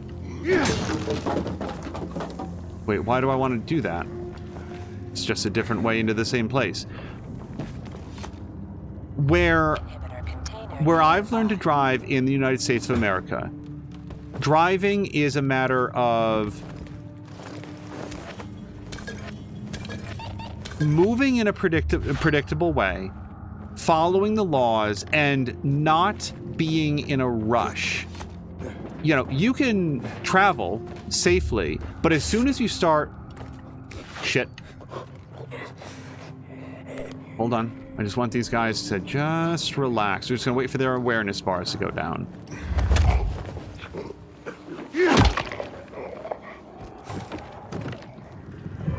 Hold on.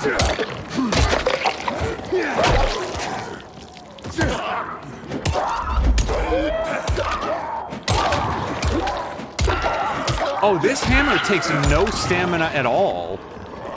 Hold on, you can just do this. Look at my stamina bar. It doesn't even move with this hammer.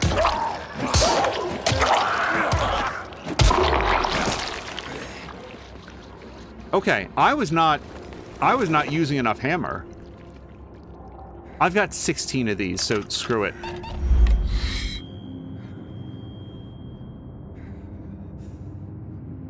Modern Fam says, I didn't know Aiden and Crane have a different voice. It has been too long since I've played the first Dying Light. I don't remember Crane's voice at all. And when Mia and friends were playing multiplayer, I didn't hear very much of the story conversations. It was mostly focused on the player conversations.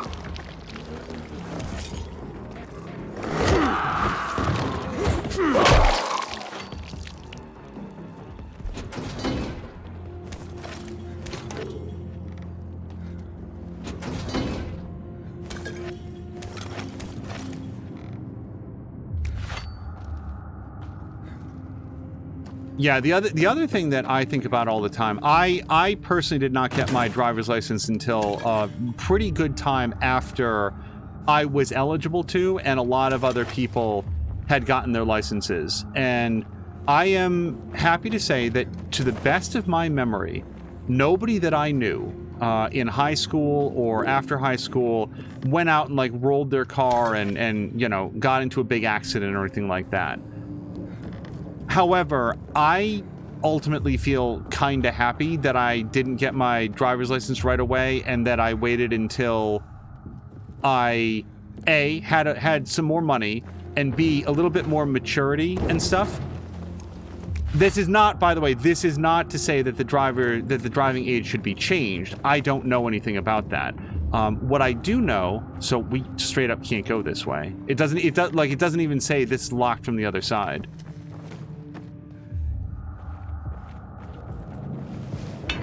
What I do know is I would not want to be in the position of carrying on my conscience the injury or death of another person. And that becomes a lot easier to do when you are driving around in an 800-pound, or probably significantly heavier than that, steel cage everywhere at high speeds. So just in a car, consider the fact that you, like, no matter where you're going, and no matter how important you think it might be, you do want to go home at the end of the day. And if you get into a car accident, and you plow into somebody, and somebody gets injured, you don't get to go home. You get to go to the hospital, because maybe the person that gets injured is you. This is not said to inspire fear, but rather caution. Just tread lightly. be careful with your life and those, you know, the lives of others. And driving, the rest of it is easy, I think.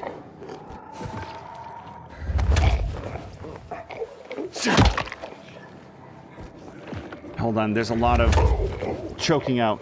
Luke is saying, I'm still young and haven't really started in life, which is a great way to think about it, honestly. We only now choose the subjects that we'll have in like our final test for graduation. We have math, Slovenian, a second language, and 2 subjects that we have to choose that affect which college we can go to. Language, he says, in 2 subjects. Yeah, one thing that we've talked about in a few streams is that, like, in high school, so regrettably, learning additional languages is not much of a priority for the American education system. That's disappointing. I feel like understanding other languages is... Sure, I'm just not gonna take a swing at you.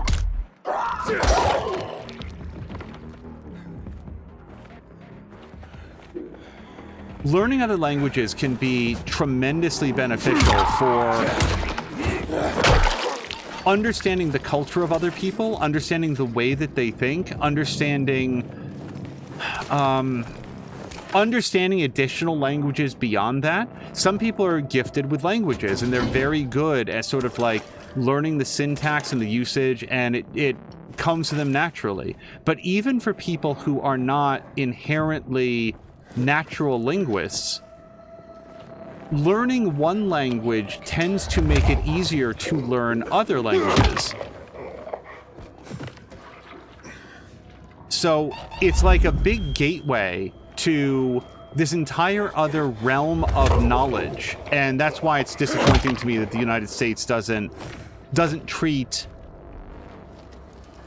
bilingual education with a much higher priority. Modern Farm is asking, why are we talking about this over Dying Light and the new updates, the story... The new updates, the story of anything related to the game.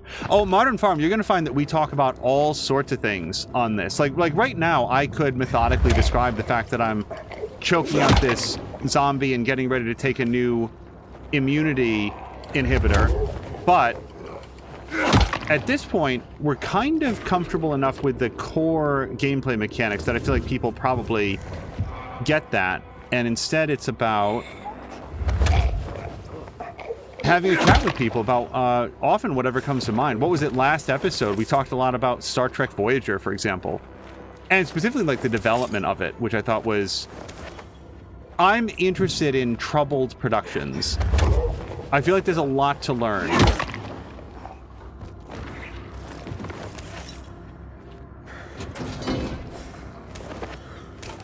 Alright, anything else in here? Yes, I want to be in here. Next. That's where our next inhibitor is. It is 4 o'clock. Yeah, screw it. I don't want to go. I don't want to. Whoops. No! Shit. Well, now I'm fortified against electricity, which is not what I meant to do. Oh, Modern Farm was curious how we ended up on the topic. It mostly came up because Luca mentioned in a recent stream, like Mia's stream specifically, that he's getting prepped up for his driver's tests. And it just, like, occurred to me, like, yeah, that's the sort of thing that people... That's where your attention is best spent. Okay? This is weird. There we go. Invisible door. I guess the game really hadn't prepped an animation for tugging open that door from this side. Okay, that's...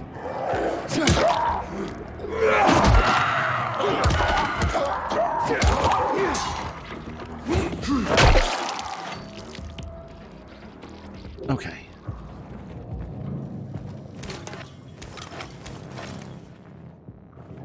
And also because we know so many, like, young people in the community. Like, a lot of people who stop by are, you know, high school aged and getting in, you know, moving towards college and stuff. And I like to try to reinforce Okay, I've gotten all of that stuff. Inhibitor container nearby. What I think might be helpful information. Yes, it is nearby. It is... I do not have a lot of time before daybreak. It is right there. So it's above me, still. Let's go up a floor. Shit, I can't do that from here.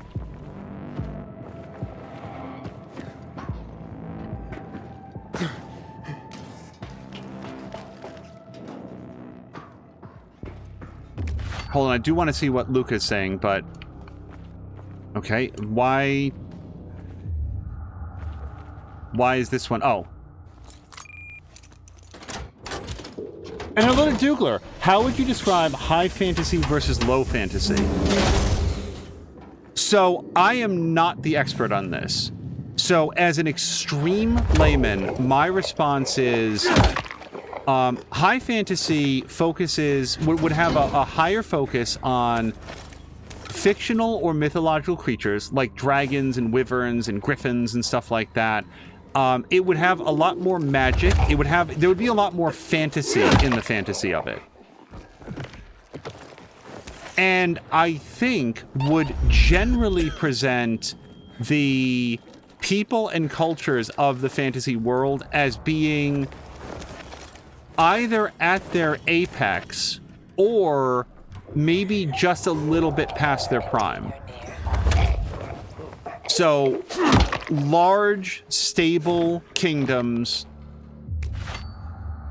whose citizenry is doing relatively well and a lot of prosperous, maybe not prosperous in a positive way, like there could be despots and dictators and stuff, but generally speaking, people are relatively well off, and I don't want to say stable, but that's sort of where it is. And low fantasy, I feel like magic and other mythological elements are less likely to be common. They're going to be a lot more, like they might be present, but they might be a lot more surprising and more inaccessible. And instead there's a greater focus on the human condition, poverty, personal strife and stuff. This is sort of how I think about it anyway. Oh, and Mia's saying, welcome into Modern Farm. Yes, welcome. Foxbot is saying low fantasy is... Oh, hold on. It just scrolled off the screen. And I'm very curious because I'm sort of like talking off the cuff, but I don't actually know. Luke was saying that I reminded him of a deplorable human being when you were talking about car accidents. Some student was drunk driving and ran over a mother and child. When the police apprehended her, she literally showed no remorse, like she couldn't give a fuck about human lives. She wasn't even asked, she was even asking the officer if she can go to school the next day and when does she get her car back. So, Luca, I did see, well, hold on, I did want to comment on this, but there was one other. Fox was kind of saying low fantasies is orc, dragons, and magic and such. High fantasy is getting enough sleep as you get older. There you go. High fantasy is getting enough sleep. That's the most unrealistic version of our reality. So I did see that footage. I guess that was making the rounds on Twitter. I'm not on Twitter, but I did see a YouTube video that was breaking it down. It does seem like there is something extremely wrong with that young woman. She is not reacting in a way that exposes that she has any understanding at all of what she's done. I am also not a psychiatrist, so I would at least open the possibility that that the behavior that you see there is her version of being in shock. That she's not reacting to the information that she killed two people because she is currently psychiatrically incapable of understanding that information. Apparently she was also extremely drunk when this happened, locked from the inside. And I want you to understand, I am not giving her a pass. I believe, based on the very small amount that appears to be uncontested, that she was involved in a that she was driving under the influence, and she was operating her motor vehicle, and she drove into and killed 2 people. As far as I know, those details are uncontested. Based on that information, she should go away for a very long time.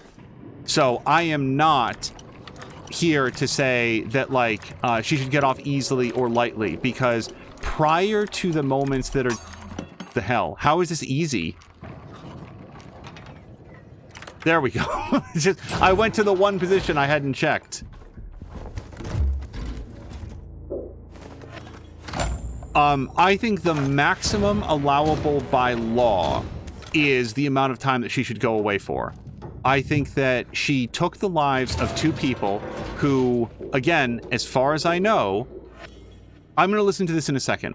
As far as I know, these 2 people did not do anything to endanger themselves except simply be in existence while this extremely dangerous person was driving around very, very drunk.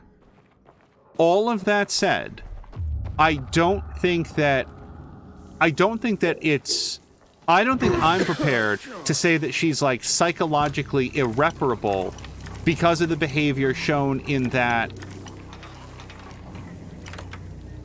police video, simply because people react to shock in different ways, and I think that it's at least possible that the behavior that you see is somebody who, like, they physiologically cannot process what the information is being given to them, and their brain is, like, shutting it down. I think it'll sink in around her 4th or 5th or 6th year of prison, which is where she should go. But I'm not sure that it's as... So wait, how do you know if you've done everything? Oh, I've got check marks for everything. Okay, let's get the hell out of here so I don't have to take any more stuff. Like here's another example. 2 years ago, not really sure. Oh, let me just see if I missed anything. And we also want to listen to... Lucas says she got a 14-year sentence. The max is 28. I would have given her 14 years per person that she killed. I don't know. Again, I'm not the judge. I wasn't there. There could have been other mitigating circumstances that I'm not aware of. And this is for, like, you, Luca, because I know that you're going for your driver's license soon. You will be faced with the opportunities to drink and drive, to smoke dope and go out driving. You need to decide not to do that, because even if you are fortunate enough to make it through that, you simply cannot guarantee the lives of everybody around you. And I don't know how people do it. I don't know how people live with the understanding that they've taken somebody else's life. Like, just some random innocent person. I don't understand that. And I don't want to have to find out. And this person apparently had some sort of future laid out for herself. This person was going to school, and she talked about going to night school, and she wanted to know when she could get her car back so that she could go to class. My read is that she appeared at that time, because it's not a new video, she appeared to be somewhat older than high school, so she was probably in college, and she was most likely studying for something that she was interested in, because she wasn't saying, you know, oh, you know, this is BS, I want to go hang out with my friends, I've got a date. Like, she was talking about going to school. So there seemed like there was something in life that she was interested in doing. At issue is there were things in life that her victims were also interested in doing. And now they don't get to do that. So the idea that she got 14 years, I'm not going to say it's only 14 years, and it's conceivable that this person is going to come out of this and rededicate their lives towards something else worthwhile. Maybe she'll spend the rest of her life teaching other people not to drink and drive, sharing her story. And if she can inspire even one other person to not make the mistakes that she did, then her life will have had some redeeming meaning. So the more time that she has to do that, the better. I'm just saying that based on the facts that I have in front of me, it would have been the full 28 years. I don't understand if okay, I don't want to get too overboiled on this. I will finish it on this and then we'll move to a slightly different topic. I do not understand why a 28-year maximum penalty exists if I killed 2 people while driving under the influence, and then, yes, on the police body cam showed that level of just depraved indifference. Why does the 28-year maximum exist if that behavior is insufficient to get it? Wait, shit! You guys, I'm sorry, you weren't hostile. Look, man, every human being I meet out here is hostile. Oh, these guys are super strong, too. I'm out of here. I have to say, also, if somebody walked up and walloped me in the head with a hammer, I would not accept their apology either. What do you mean you thought I was a bad guy?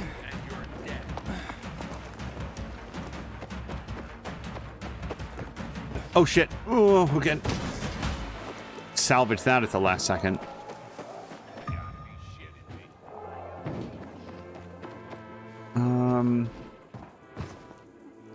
Oh, a mural.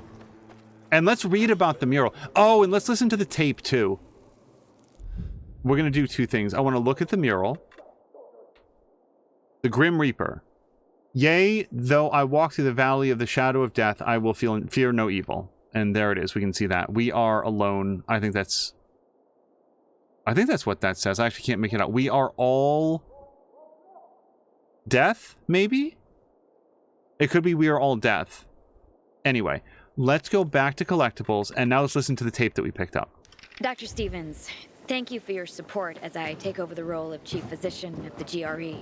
While I understand the higher-ups need a scapegoat for the virus leak, your expulsion seems counterproductive. All the more reason to thank you for agreeing to review my reports before I send them to the GRE board. October 20th, 2021. A GRE report on the state of the epidemic. With the first cases in Zurich and Paris, the plague spread like wildfire. We're dealing with a variant of the 2014 strain. We call it tachytransmissive heron virus, or THV. It's deadly and highly transmissible. We recommend immediate action. All European borders must be closed immediately. All civilian air and rail services suspended. National governments must introduce civil procedures as follows. Isolate individuals thought to be infected. Quarantine anyone who's been in close contact with them. Issue shelter-at-home orders immediately. As for the dead, bodies should be incinerated. Implementing restrictions now will slow the spread of the virus.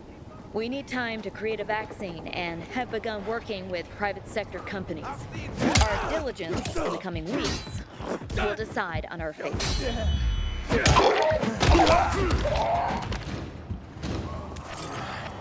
That is depressing. Just, I'm trying to, this game came out like last year. Oh, hello to Azaric! Luca's saying there's a very successful restaurant owner near our town that accidentally ran over a person and couldn't live with himself and took his own life. Yeah, it's... I want to continue to live my life in a way that doesn't result in the... I think I'm going to get this far jump. In the suffering of others. I feel like as far as life goals go, that one is achievable. Azric, I hope you've had a wonderful Tuesday so far.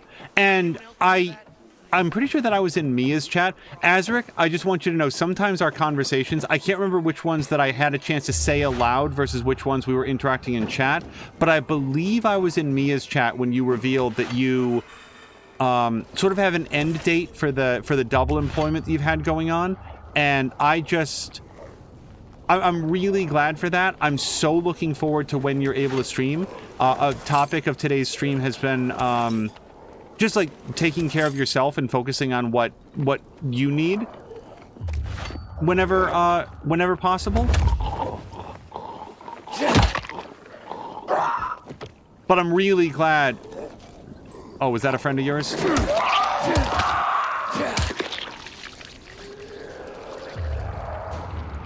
I will be very glad when you can resume streaming. That's all.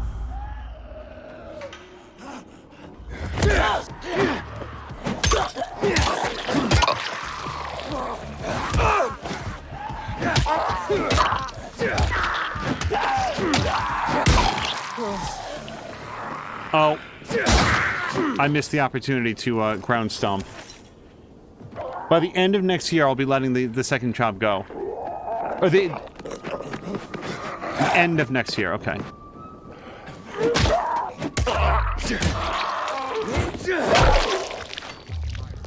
Okay, yeah, there's a specific place that I'm trying to get into here.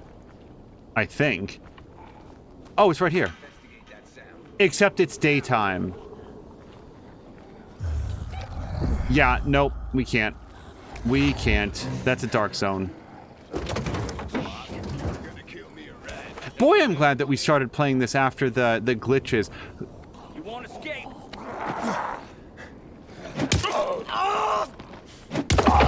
Okay, see, we're friends. We're friends. Piece of shit.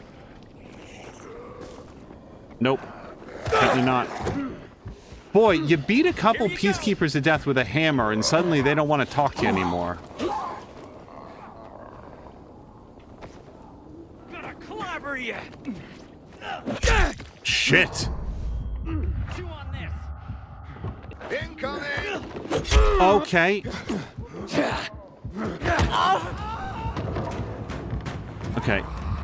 I am rather low on lives, and I'd like to just be away from these people. I do not know to what extent this game has like a morality system or whatever, but if I don't have to antagonize the peacekeepers further, I'd like to stop. Jody K said heard by the end of next year I'll be letting the second child go as I came in. I was questioning Angel's morals for a second. Oh, hold on. I've got a new upgrade. I think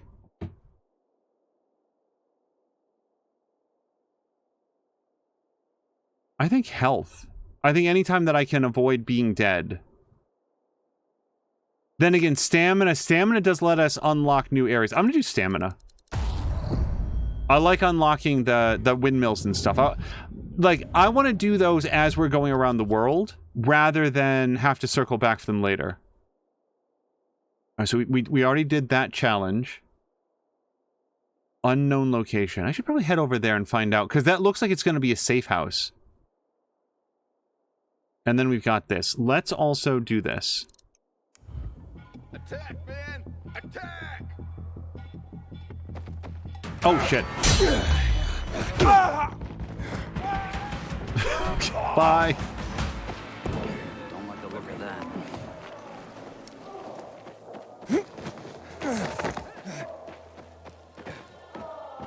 I want to do the spring jump someplace so I can start to get used to it. It's tap left bumper, I believe.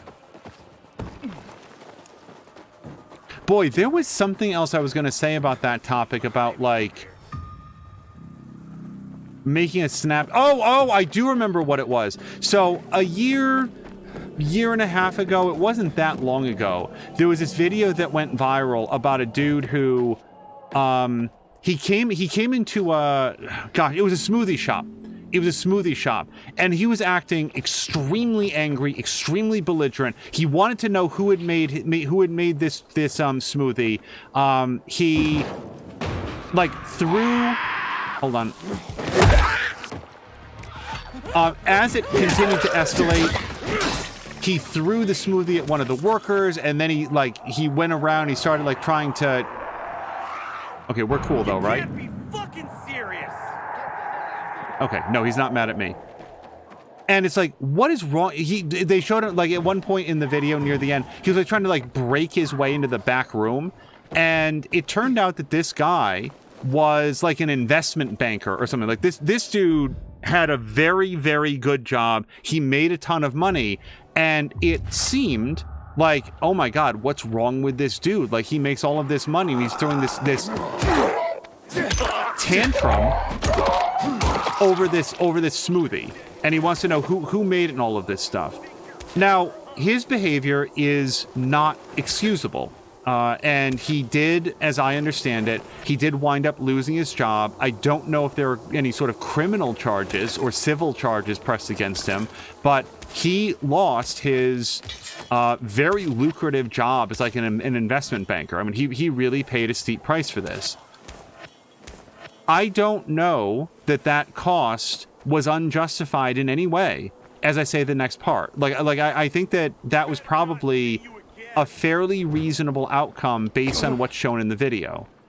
But what's shown in the video is not the entire story, because it turns out that the smoothie that he was upset about wasn't his own. It was the one that he had purchased for his child, his kid. When I say child, I don't know how old the kid was, but the kid has an extreme peanut allergy. And he was apparently very, very explicit when making the order for pickup. It can't have any peanuts, no peanuts around it. This is very important. It's about an allergy. And they said that they understood. And he had given the smoothie to his kid, and the kid wound up having an allergic reaction. So the amount of anger, the rage that you see there, wanting, who did this? Who did this to my kid? It's about his kid. And once you understand that, once the police looked into it and did an investigation, what's shown in that video does not represent the full story. So that's all I'm saying about the person that we were talking about earlier, who was seemed so incredibly, inexplicably nonchalant about the car accident. There could be more to the story that we don't know. I don't know what that could be, but I don't know. I feel like it's just an example of being a little careful about jumping to the most extreme conclusions. All right, so I just want to note, do you see where it shows? It doesn't really show where it's going to land. Well, I'm going to try to get it out there. Oh, that was perfect. That's exactly where I want it. We're going to draw as many zombies as we can, and then we're going to shoot a firecracker in there. Has Mia been able to catch you up on Ted Lasso? Not yet. It's been very difficult to... Oh, well, that's not cool. Hold on, that's not where I wanted it to go. Everybody wait. Yes, be on fire now.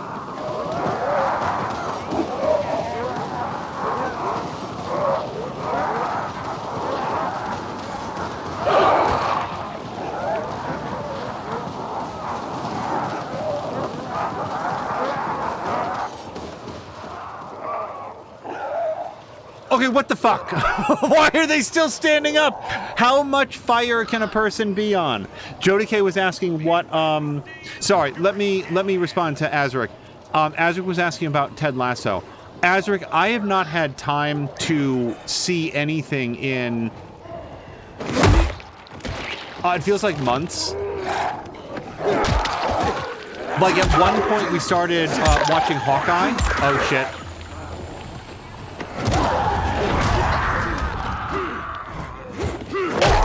At one point we started watching Hawkeye. I think we're still like 3 episodes into Hawkeye. Sorry, I know it's loud when I'm fighting. That's our spring jump, by the way.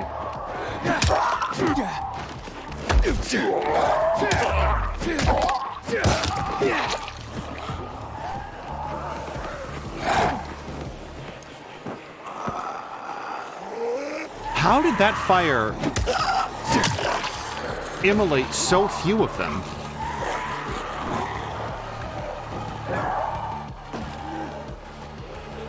Oh.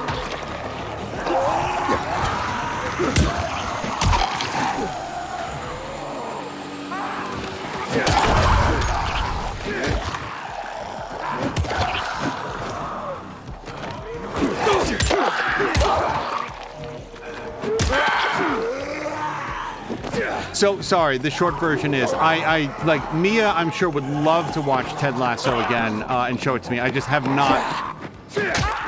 not had a time. to do that. God damn. God damn.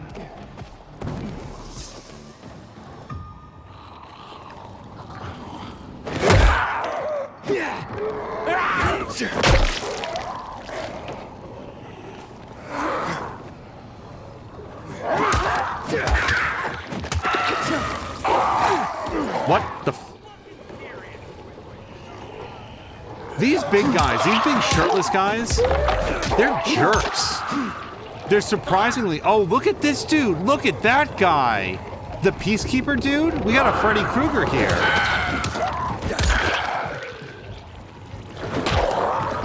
Oh, God. I want my engine block back. I feel like the engine block was really good at just... Oh, what? Wait, we didn't do this yet.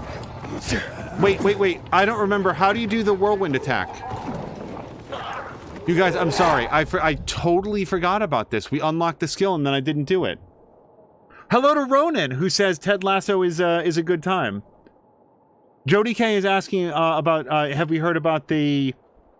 Okay, yeah. So, Jody K, the comment was about the car accident was about what appears to be like a not especially new footage, but it was just recently released of the young woman who apparently killed 2 people while driving under the influence and was just... Oh, wow. Hold on a second. Let me modify this. So we were talking a little bit about that, that's all. We're gonna get as much, I don't have blades. We'll give a little bit of extra life to our hammer. Oh, that's... I didn't look at the skill. So the whirlwind attack is... Windmill. Right trigger and Y.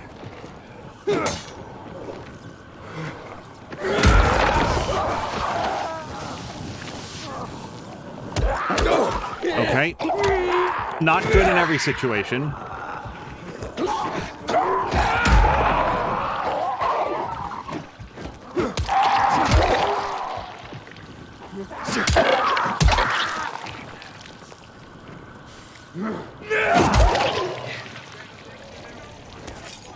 Okay, is that the team? Did we do it? I might have time.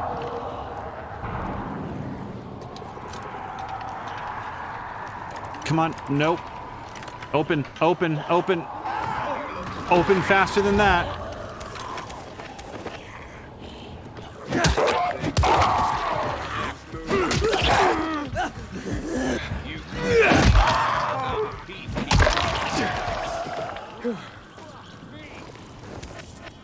Okay, there might be a couple other things to get in the area, yeah.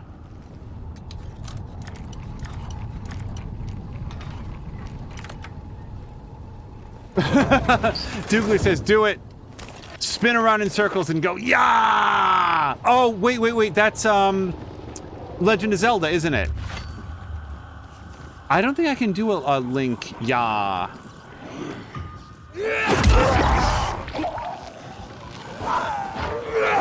By the way, somebody in DM, and I did write back, but I forgot to share it here. Somebody in a DM had asked, am I going to stream Tears of a Kingdom? Is that what it's called? The Legend of Zelda game that comes out on Friday. I would first need to play Breath of the Wild, which, having owned a Switch since the day it came out, I have not yet played Breath of the Wild. It seems like a really, really big game. I would like to check it out. It turns out to be big enough, and again, schedule has been a thing. It wasn't until extremely recently that I had the capability here to stream a Switch game. So maybe someday we'll make Breath of the Wild a stream game. We'll check it out together. I'm gonna break this. I can't find the sweet spot. There we go. Tears of the Kingdom is the name, says Dougler. Jody K says, is the one who burned out... Okay, well then I'm not hanging out here anymore if the zombies are going to start setting off explosives to call in their friends.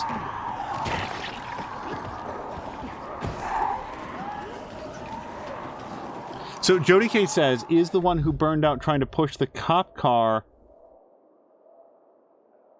that was blocking her in? Jody K, was that part of the story? I hadn't heard that, but it's possible. Okay. So we do have a quest over there. I don't know when it came up. Oh, and you know what? It's 7:30. Okay, so here's what we're going to do. I want to do the next story quest. Or we could do this on the way to the story quest. Because remember, I wanted to do this during the daytime because it seems like a parkour challenge that you can do during the day.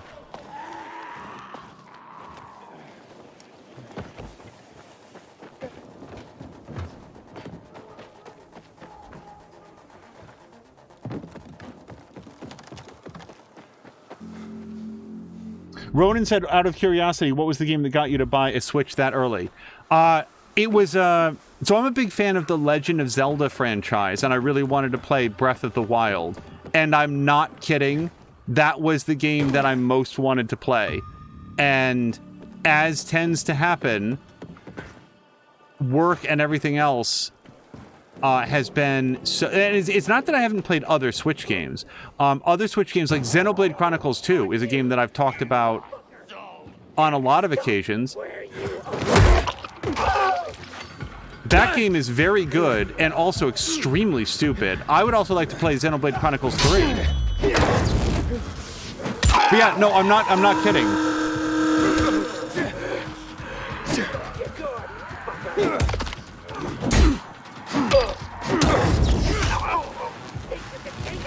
Zelda was absolutely...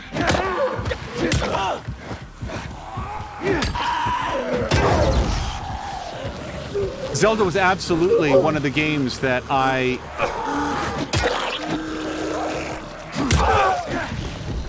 got the Switch for, and then just never wound up actually playing that game. Okay, I'm gonna die. I'm completely boxed in. I can't heal, and there's a hag out here. Or Banshee, or whatever.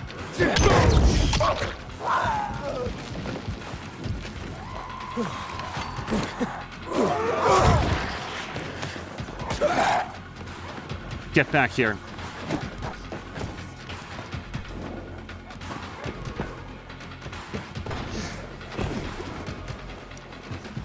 Damn it! Nah, I'm stuck in the scaffolding now.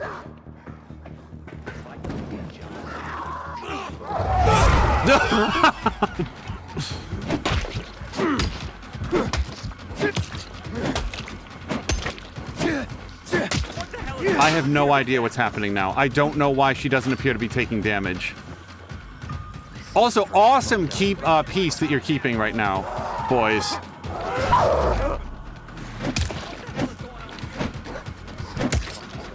Like, she doesn't even react to the hits. I do feel like I'm dealing with a bit of a... Is she dead now? Jesus. Okay. All of that was in service to a... like a scratch mark? Yeah, hold on. I want to go back here because there's more mutation samples to pick up. B? Okay.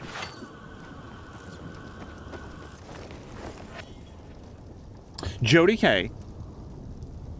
Yeah, Ronan said you got some use from it at least. Yeah, I've played a lot of...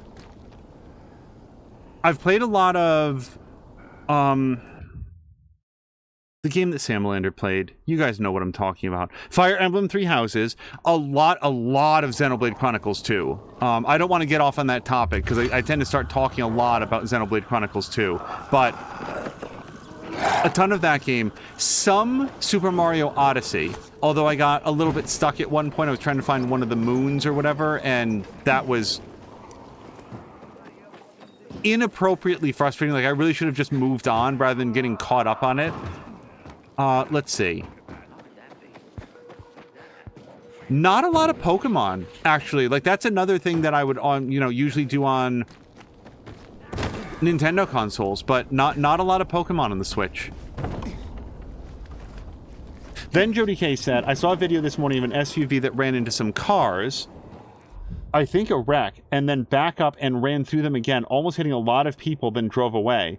Cops chased the car down, boxed her in. She slammed the SUV into the back of a cop car and burned out her rear tires trying to push the cop car. All of this is filmed from another cop in the chase. They boxed her in a few more times before finally being able to break her driver's seat window to get her out of the car. Was this person on drugs? Like, what? With a case like that, you've got to wonder why. Like, at least I wonder why. Okay, so we're going to do the parkour challenge. Oh, this is measured in longer increments of time than I would have expected, but let's try it. Follow the checkpoints in any order to deliver the rations as quickly as possible.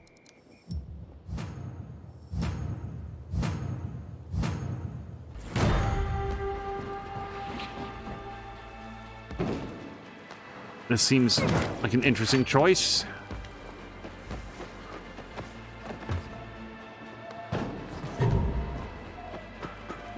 Like, I don't know, I'm just gonna go that way.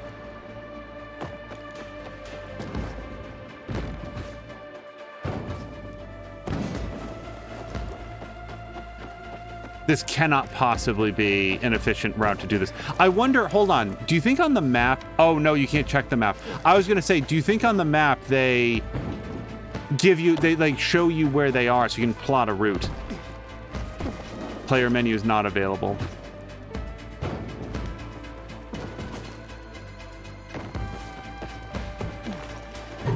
Okay, well, we got that one.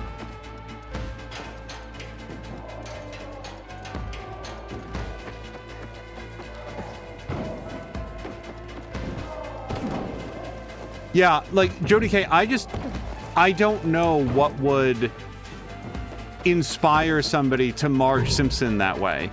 Like, is it an emotional breakdown? Are they on drugs? Is it just what? Just believing that you can do whatever you want and not face any consequences? Like, that last thing... Oh, shit. I thought I could hop off of that beam and be all fancy about it. Douglas says Breath of the Wild is still the same price as it was when it was released. I think it's been on sale on occasion. I might actually get a gold here. Not this way, though. Well, screw it. Come on. This is why you never say, I might actually get a gold here.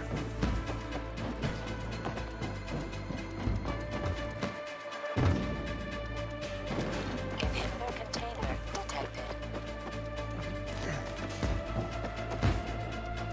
Go up. Not in, not in. Go up. Sure, go in. So, if anybody wonders why I didn't get the gold, it's because of that. Where is it? Yeah, I missed it. I missed it by that length of time. Boy, that's frustrating. Ronan says, I'm curious about Xenoblade Chronicles 3. I've been listening to the soundtrack and I've never even played it. The previous Xenoblade Chronicles 2 had a great soundtrack. Like legit, I really liked it. It also had like stupid good cutscenes. I will maintain again, Xenoblade Chronicles 2 is the stupidest game that I've ever enjoyed that much. It has the dumbest story in the whole world, and goddamn if I didn't get completely hooked into it.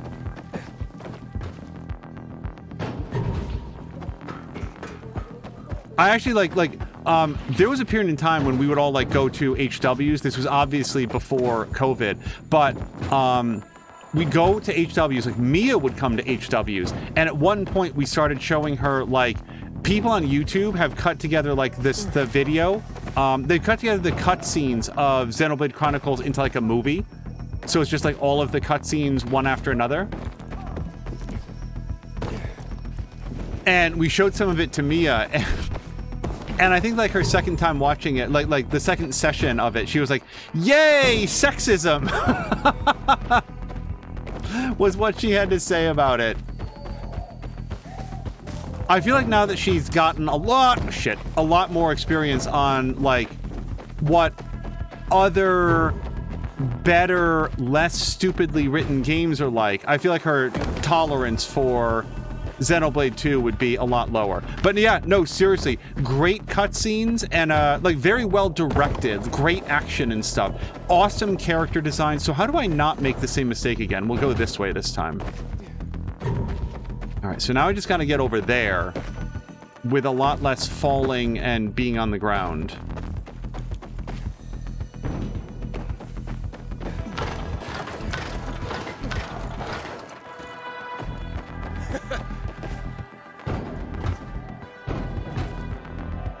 But Xenoblade Chronicles 3, like, because... So, Xenoblade Chronicles 3, I've not played it. I've not seen one frame of it. What I do know... Well, I know two things. Number one, Video Game Donkey apparently did a review of it, like one of his videos on it, but straight up spoiled, like, a good chunk of the game. Like straight up spoiled the ending of it, and people were very upset about it at the time. So I know that. I did not watch that video and would not watch it now. I just want to say, we beat that by 23 seconds. This is a very, very lenient gold medal, because I'm not that good at the game.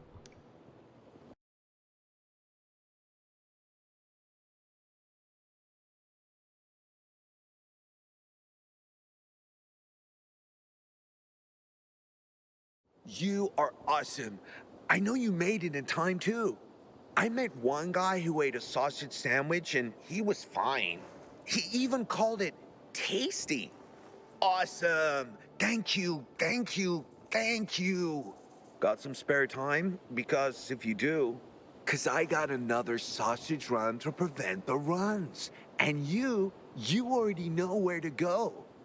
This isn't an urgent race like the last one, but in this weather, you have to be careful with food. The faster it lands in someone's stomach, the better for everyone. Okay, so that one was completed. But he implied that there was another one. Wait, I got a parkour manual. Is this something that I read, or do I just sell it? Inventory. Collectible? Where, okay, so does anybody who's familiar with the game, I got a parkour manual. Is sometimes in games like this, you'll get like a manual, a journal, a skill book, and you have to like go into your skills and use it, and then you get the benefit of it. This doesn't appear to be one of those cases, because if I go to all, well, no, that's crafting.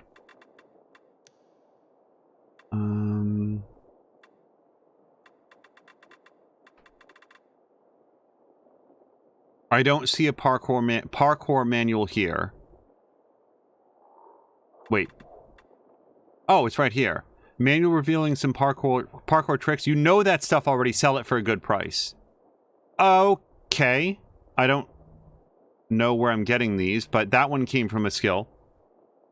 Hayes in that case said 100%, and Mia said trust that we'll do that. And I'll do it for you guys as well. Like, the thing is, we don't know, and I guarantee you the people that went to that Texas shopping center were not going there anticipating violence. And I further know that if more people at that shopping center had been armed, that would not have helped, and it would have resulted in an equivalent number dead, because there's been tests of that. Like, the United States is a remarkably armed country, and if it's in some way making us safer from violence, I'd like to see that. I just don't see that. So the idea that if people had been anticipating violence going to the shopping center and gotten strapped and ready to go, that hasn't been borne out at any of these other shootings. Yeah, and Jody K says it, especially Texas. But this is not me. Like, one thing I don't have is like, here's exactly what to do and here's what's going to fix it. All I know is that I do not perceive a way out of it for me except to do my best to live the best way that I can. And I do not and will not live in a version of the United States of America where I need to carry a weapon to go to the grocery store, to go to the dry cleaners, to go get gas in the car. I'm not going to carry a weapon to do those things, and I will not accept that my decision to not go out loaded and armed puts me at greater risk to successfully get my gasoline. I'm just not going to live that way. And if that decision winds up, well, I don't think that it ever would. If in hearing that decision, you perceive that I'm at greater risk, I am not. The risk exists, and that's it. Yeah, Ronan says, oh, I returned. We had a real talk. So before we are out of time, which I think is going to come up very soon, and to speak about it in broad circles with absolutely no spoilers, hey, isn't that Kay? Congratulations to you and Harmonious Crow and Platform Platypus and the others for successfully getting AP all the way through to the end of The Last of Us Part 2, apparently without any noticeable spoilers whatsoever. I saw it was either you or I think it was you, but it might have been Crow, said that there were only ever a handful of comments that needed to be moderated because they had too much information and would be spoilery. So the community was really great and really respectful. There was some very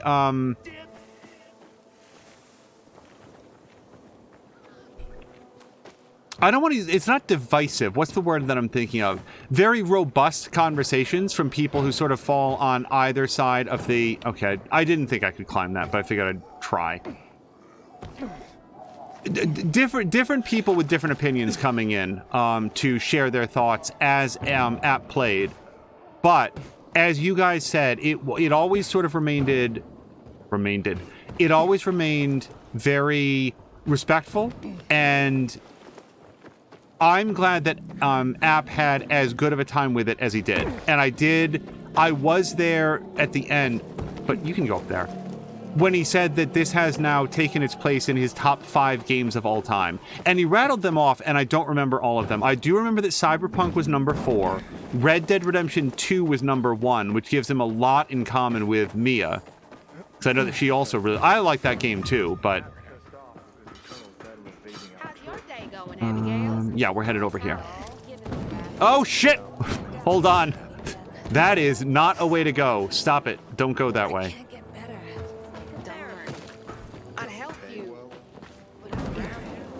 Oh, is there if there's a marketplace here, let's sell my valuables. I kind of feel like there is. I was thinking about your playthrough and wondering if yours was so near the release time that there were too many angry opinions about it still. So I played The Last of Us Part 2. I want to say at least a year after it came out, so it was not very close to it. I made it all the way through with absolutely zero spoilers. The only thing I knew is that one of the voice actors for one of the characters had been savagely harassed on Twitter. And that was something that every time I was in App's channel, I considered bringing up as a point of conversation. And every time I was like, no one in the chat right now is doing that. No one in the chat right now seems like the sort of person who would do that. And I didn't want to squelch or be perceived as squelching the opinions of people who don't like the game. Like, I didn't want people who, like, maybe they're not as much of a fan of it. I didn't want to feel like they were going to get put on the defensive for behavior that they had no role in. So I just sort of, like, kept my mouth shut. But as a statement of fact, and one thing that, like, if App's not aware of, just so that he knows, like, as a historical touch point, the character voiced by Laura Bailey was horribly attacked on Twitter for weeks of this. Like just her mentions were filled with people who, like, coming after her husband, threatening their kids, like, just the worst behavior that you can possibly imagine for voicing a character. And so, no, these were things that I knew that had occurred, but did not find their way into my chat at any point, thanks to the efforts of people like Mia and Drienne Levode. I'm trying to remember if Patikin was a mod at the time. I don't think that Samalander was yet, but, like, we have a great moderator team here, just like you guys are for App, and that's why I take every opportunity to thank you for the awesome moderation that you do over there, because I want the mods here to also understand, like, you guys are so valuable, so valuable. I am trying to get up here. Okay, are you serious? There we go. Sorry, 1 second, because I wanted to, take a look through, sorry. Kay is saying, thank you, it was a wonderful playthrough. I think we might have had 10-ish modded comments that went a little too far, but they weren't even that bad. Jody K sounded right to her. I was thinking about your playthrough. Oh, that was where the question came up. Ronan was saying angry opinions all around The Last of Us Part 2. Hard to filter through. Douglas saying I got to tell a transphobe to F off at work because of that. And Hayes and that K said it's a solid game to filter out assholes. And Azra was saying your playthrough of The Last of Us 2 was super smooth. I saw that too. So I want to say one thing very quickly. It is not actually a spoiler, but it does go to the themes of the game. And I know that certain people, like I personally know someone who watches this stream who doesn't want to know anything about it because this person is actually waiting for season 2 of the HBO show. So here's what I'm going to do very quickly. I'm going to put up the break screen. And when you can mute the stream. When you see it go back to gameplay, I will have said the only thing that I'm going to say about it. It's not very long. So I'm going to give everybody 5 seconds to jump out. It's not a plot spoiler, but it is about the themes of the game. I'm going to give it a few seconds. Okay, the one and only thing that I wanted to say about it, and what I would have wanted to raise in app stream if I had had more time to sort of massage the language, is that fundamentally, The Last of Us Part 2 asks you, are you capable of having a strong, immediate, justifiable, emotional reaction? Jody K is asking what we're talking about. I'm going to say something about The Last of Us Part 2 here. So if you want to, mute for a few seconds, when you see it return to gameplay, I will have said my piece. The Last of Us Part 2 asks the viewer, if you are faced with a strong emotional reaction to something, and then given a lot more information about it that explains what happened and why, are you capable of accepting that new information and having the new data override your strong emotional reaction to come to a new conclusion? I think that's fundamentally what the game is asking of its audience. And with respect to people who... There's many reasons that people might not like something, but specifically with The Last of Us Part 2 and the vehement hatred that some people express towards that game and the people that made it and even the people that enjoy it, I feel like they are really exposing themselves as, forgive me, not being able to interact with fiction in a very healthy or mature fashion. I kind of feel like it, like, if you don't like The Last of Us Part 2 because of the gameplay elements, or you have a specific problem with the way that a character was portrayed, but you take that in stride and you understand and recognize other strengths that it has, that's very different. I'm not saying that anybody that dislikes the game is a bad person. Far from it. I feel like there's a lot of nuance and interesting conversations that can come from it. But specifically, if you're the type of human being that goes onto Twitter to harass Laura Bailey because she voiced a character, there's something wrong with you. and you need to seek assistance from others. You need to have some sort of level set in your life over the way that you are consuming and regurgitating fiction, because that's simply not a healthy way to be interacting with it. And it's that simple. So anyway, I feel like that's everything that I want to say. Just in case anybody has something else to say, Ronan is saying, we know exactly who you're talking about. And Samlander's saying, hello to Samlander. I feel like The Last of Us 2 tells a nuanced story that you don't get very often in current video games. And Ronan is saying, I actually don't know people were harassing Laura, but not surprised. Yeah, it's bad. So let's jump back into the game now. So I just, like I said, not a story spoiler, but just like enough about what the story is about that I would not want to have that information. Yeah, Sam Lander said like death threats. It's super stupid, people. We had an entire conversation about that. I don't want to say any more in chat for anyone who's muted, but there's a very good 30-minute conversation about where the opinions came from and why the back and forth was so antagonistic. Yeah, I would get deeper into the actual plot details, but this is not the stream for that. So now we're done, and I'm gonna go back and I will say, let's all like just go forward. So, oh, hold on. Okay, so we're back into the game. We'll wait for the screen to come back up. Okay. So I was headed over this way.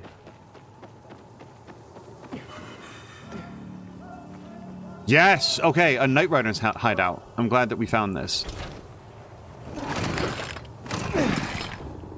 Yeah, and for people who might someday later circle back to like hear what was said there, not a story spoiler, but to me personally, if I don't want to know like the major story themes of something that's, happening in the game, like that itself is its own form of spoiler. So that's why we just want to be respectful, want to make sure that people don't come into a Dying Light 2 stream and get more information that they want.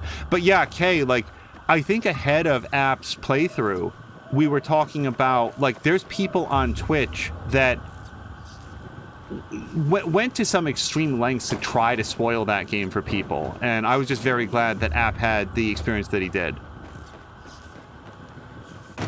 And that's it. By the way, I do want to go back and see that, like, 30-minute conversation. I wanted to see... I didn't get to see as much of his second to last and then final episodes as I had wanted to. But I was there for some of the rest of it. So, the Quarry End swimming pool was an Olympic pool built in the mid-90s by conservative mayor Cornelius Dobbs. Rumor has it that a religious community hijacked the water... Oh, we read about this! Hijacked the water of the main basin and lived under it for several years after the fall. Yeah, we found an audio log. No, it wasn't an audio log. It was a campfire story that was all about that. Boy, who was it that said it was, Mentournment Man or something like that. He stopped by in the last stream and was saying that he recommended listening to the encounter stories, and that's why. Hayes in that case said... Oh, and by the way, Mia, thank you so much for doing the shout-outs. Are you guys gearing up? Because it's about 8 p.m. Do we know if Mia's going live? Hayes in that case is saying that she talked to one of the mods about what to look out for, was constantly focused on the usernames in chat. Oh, shit. Because of that. Yeah, don't parkour and read chat at the same time. Inhibitor container detected. Okay, hold on. Oh, it's gonna be in here, I bet. Yeah, inside this grocery store, which I can't quite do when it's daytime.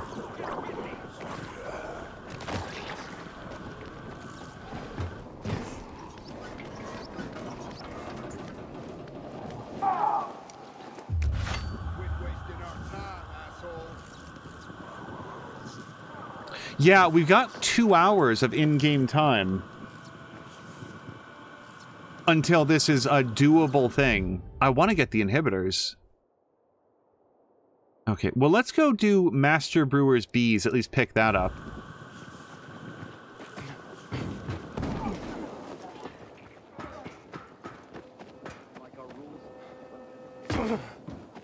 By the way, Kay, I also hope that Crow is doing well.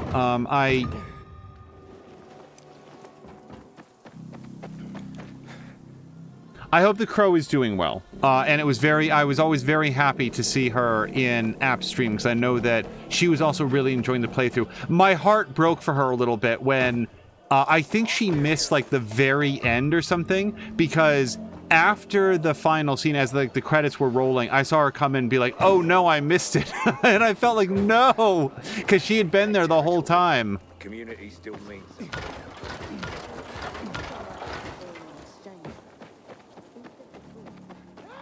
Also, Ronan's going, my ankles! From that unexpected tumble off the roof.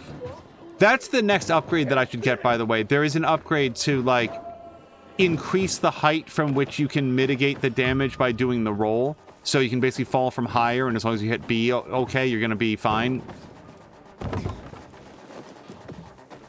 Okay, hold on, we got a quest coming up. Is this game better than Dead Island 2? Ask Bucky Buchanan.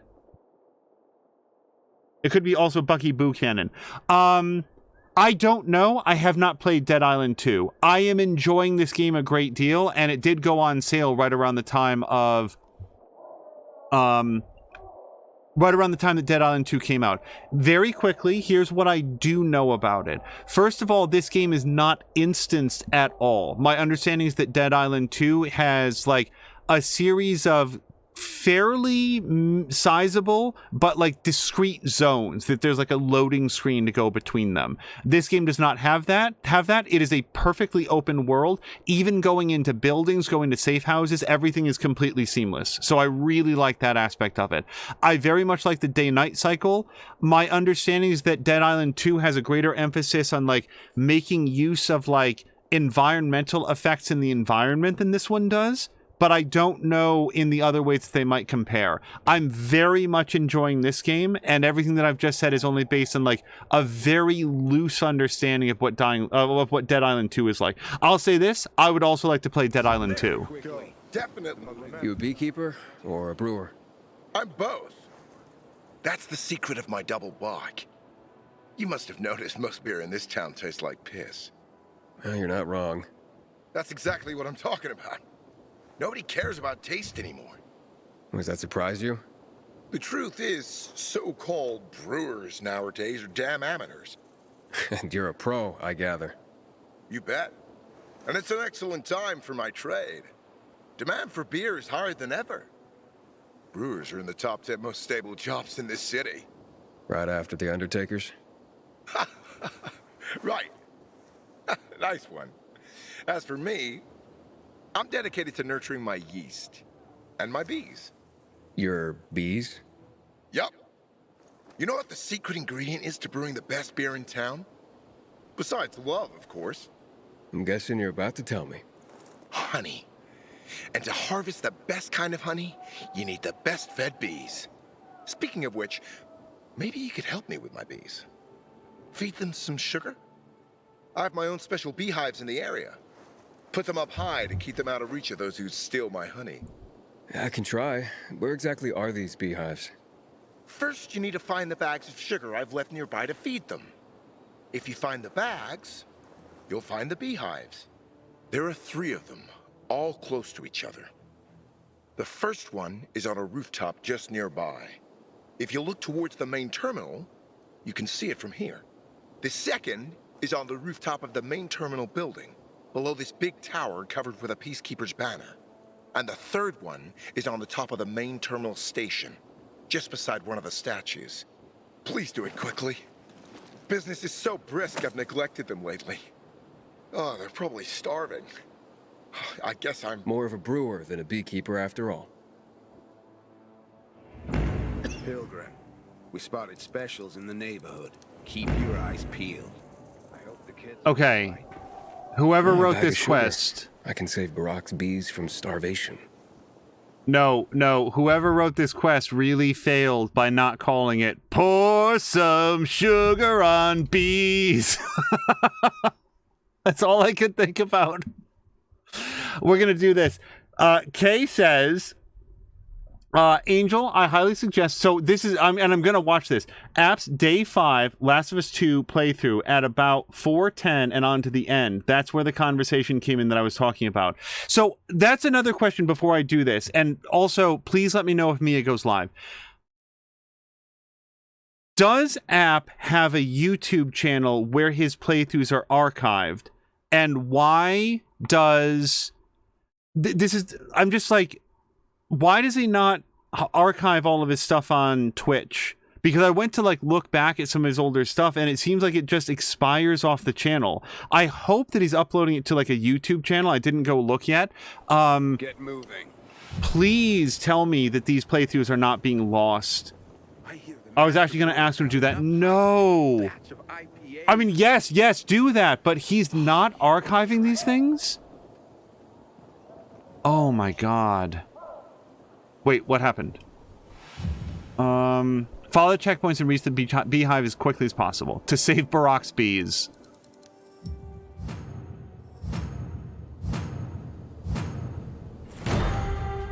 Samlin is saying most people on Twitch don't archive their videos.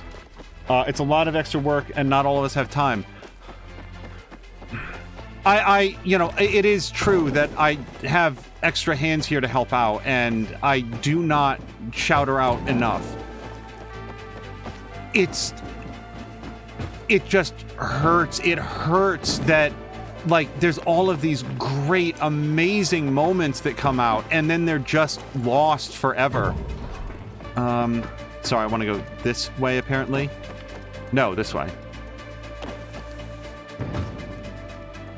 I'm like Sam Lander has a good point, and I'm not here to like guilt trip anybody. It's just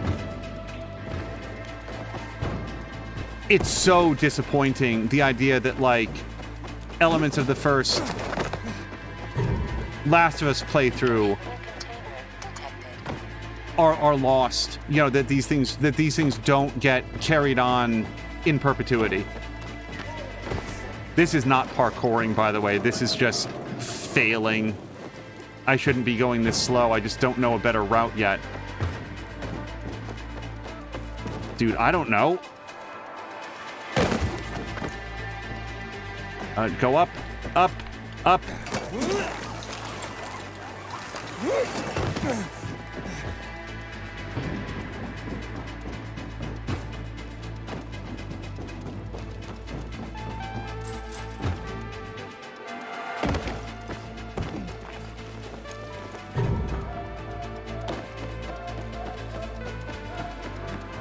Like in the final episode of,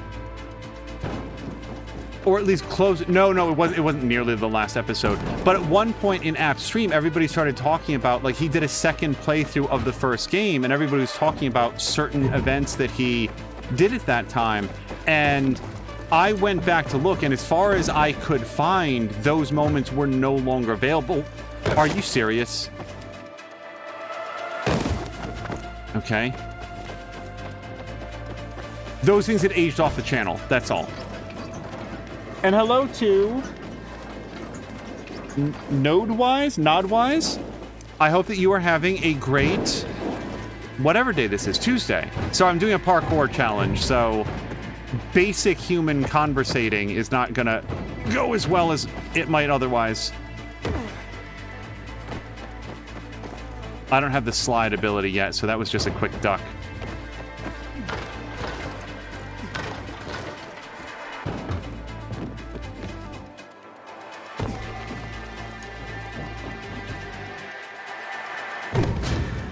Good.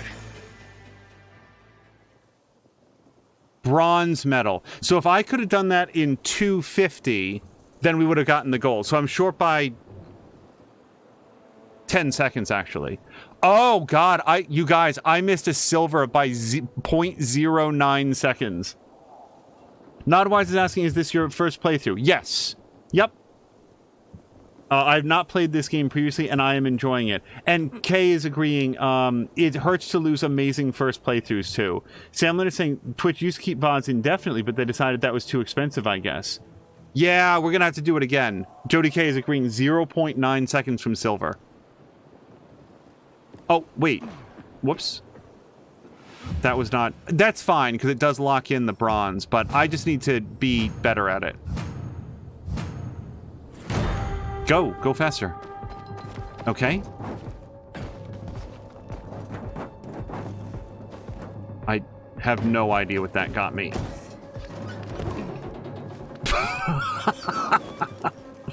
Go up a little bit, go down a little bit. Yeah, just find the exact right hand hold.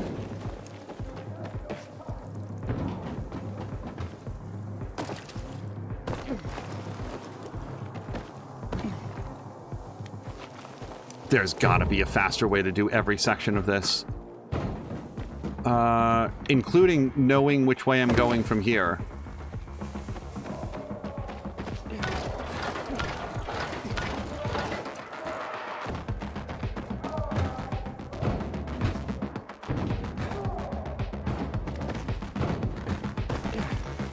Like, see, that's a good up, and then we can do this. Inhibitor container detected.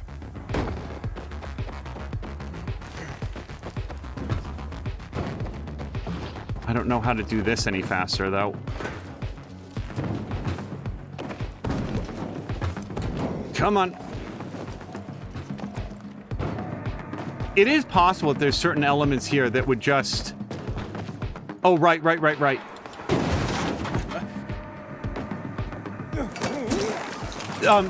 certain upgrades that I should have that would make this go a lot better. Certain boosts that you can get, like the spring jump. Shit.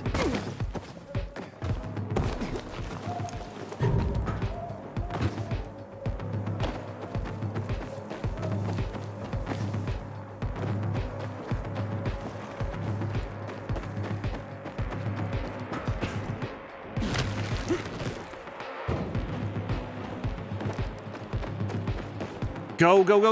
Okay.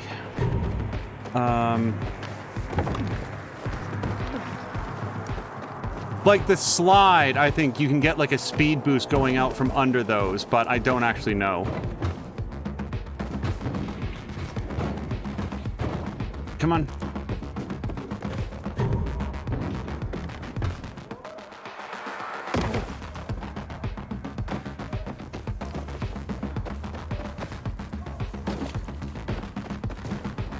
Oh, shit! Oh no, I missed the handlebar.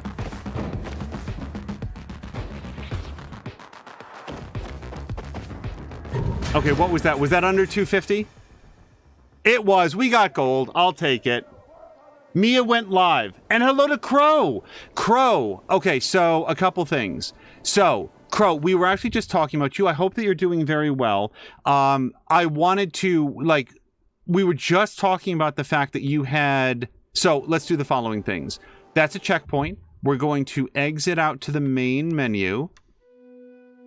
Kay and I were just reminiscing on the fact that you had missed the final moments of, I think, App's playthrough of The Last of Us Part 2. And like, oh no, because you'd been there the whole time. And Kay had pointed out that you're a very diligent, responsible dog owner. So you were taking care of...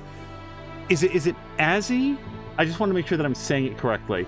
But like we were also talking about earlier in the episode, that's what comes first. Like, you take care of family first, always. So it's completely understood. Jody K says, wait, I just got here. And then I was just, you know, Kay can like fill it in as well. But I was just congratulating her and you and Platform Platypus and the others for taking App all the way through The Last of Us Part 2 without any spoilers, having that great conversation at the end, which I wanna hear like the full thing, because I was only there for part of it. Just thank you guys from one streamer to like another mod team, because my mod team here did so well with that as well. It makes all the difference, and I can only begin to express how appreciative I am of our mods here. And then, so I know how App is feeling about how you guys were. So that was it. And I just wanted to pass that along. Otherwise, we're going to go raid out to twitch.tv/morethanamia, who is doing her next episode of Team Night Tuesday with Chivalry, where they are playing Journey from the Savage Planet, I think it's called. And we will see you guys again possibly tomorrow leading into Mia's Wildcard Wednesday, but certainly on Thursday. Until next time, you guys, thank you so much, and I hope you have a great night.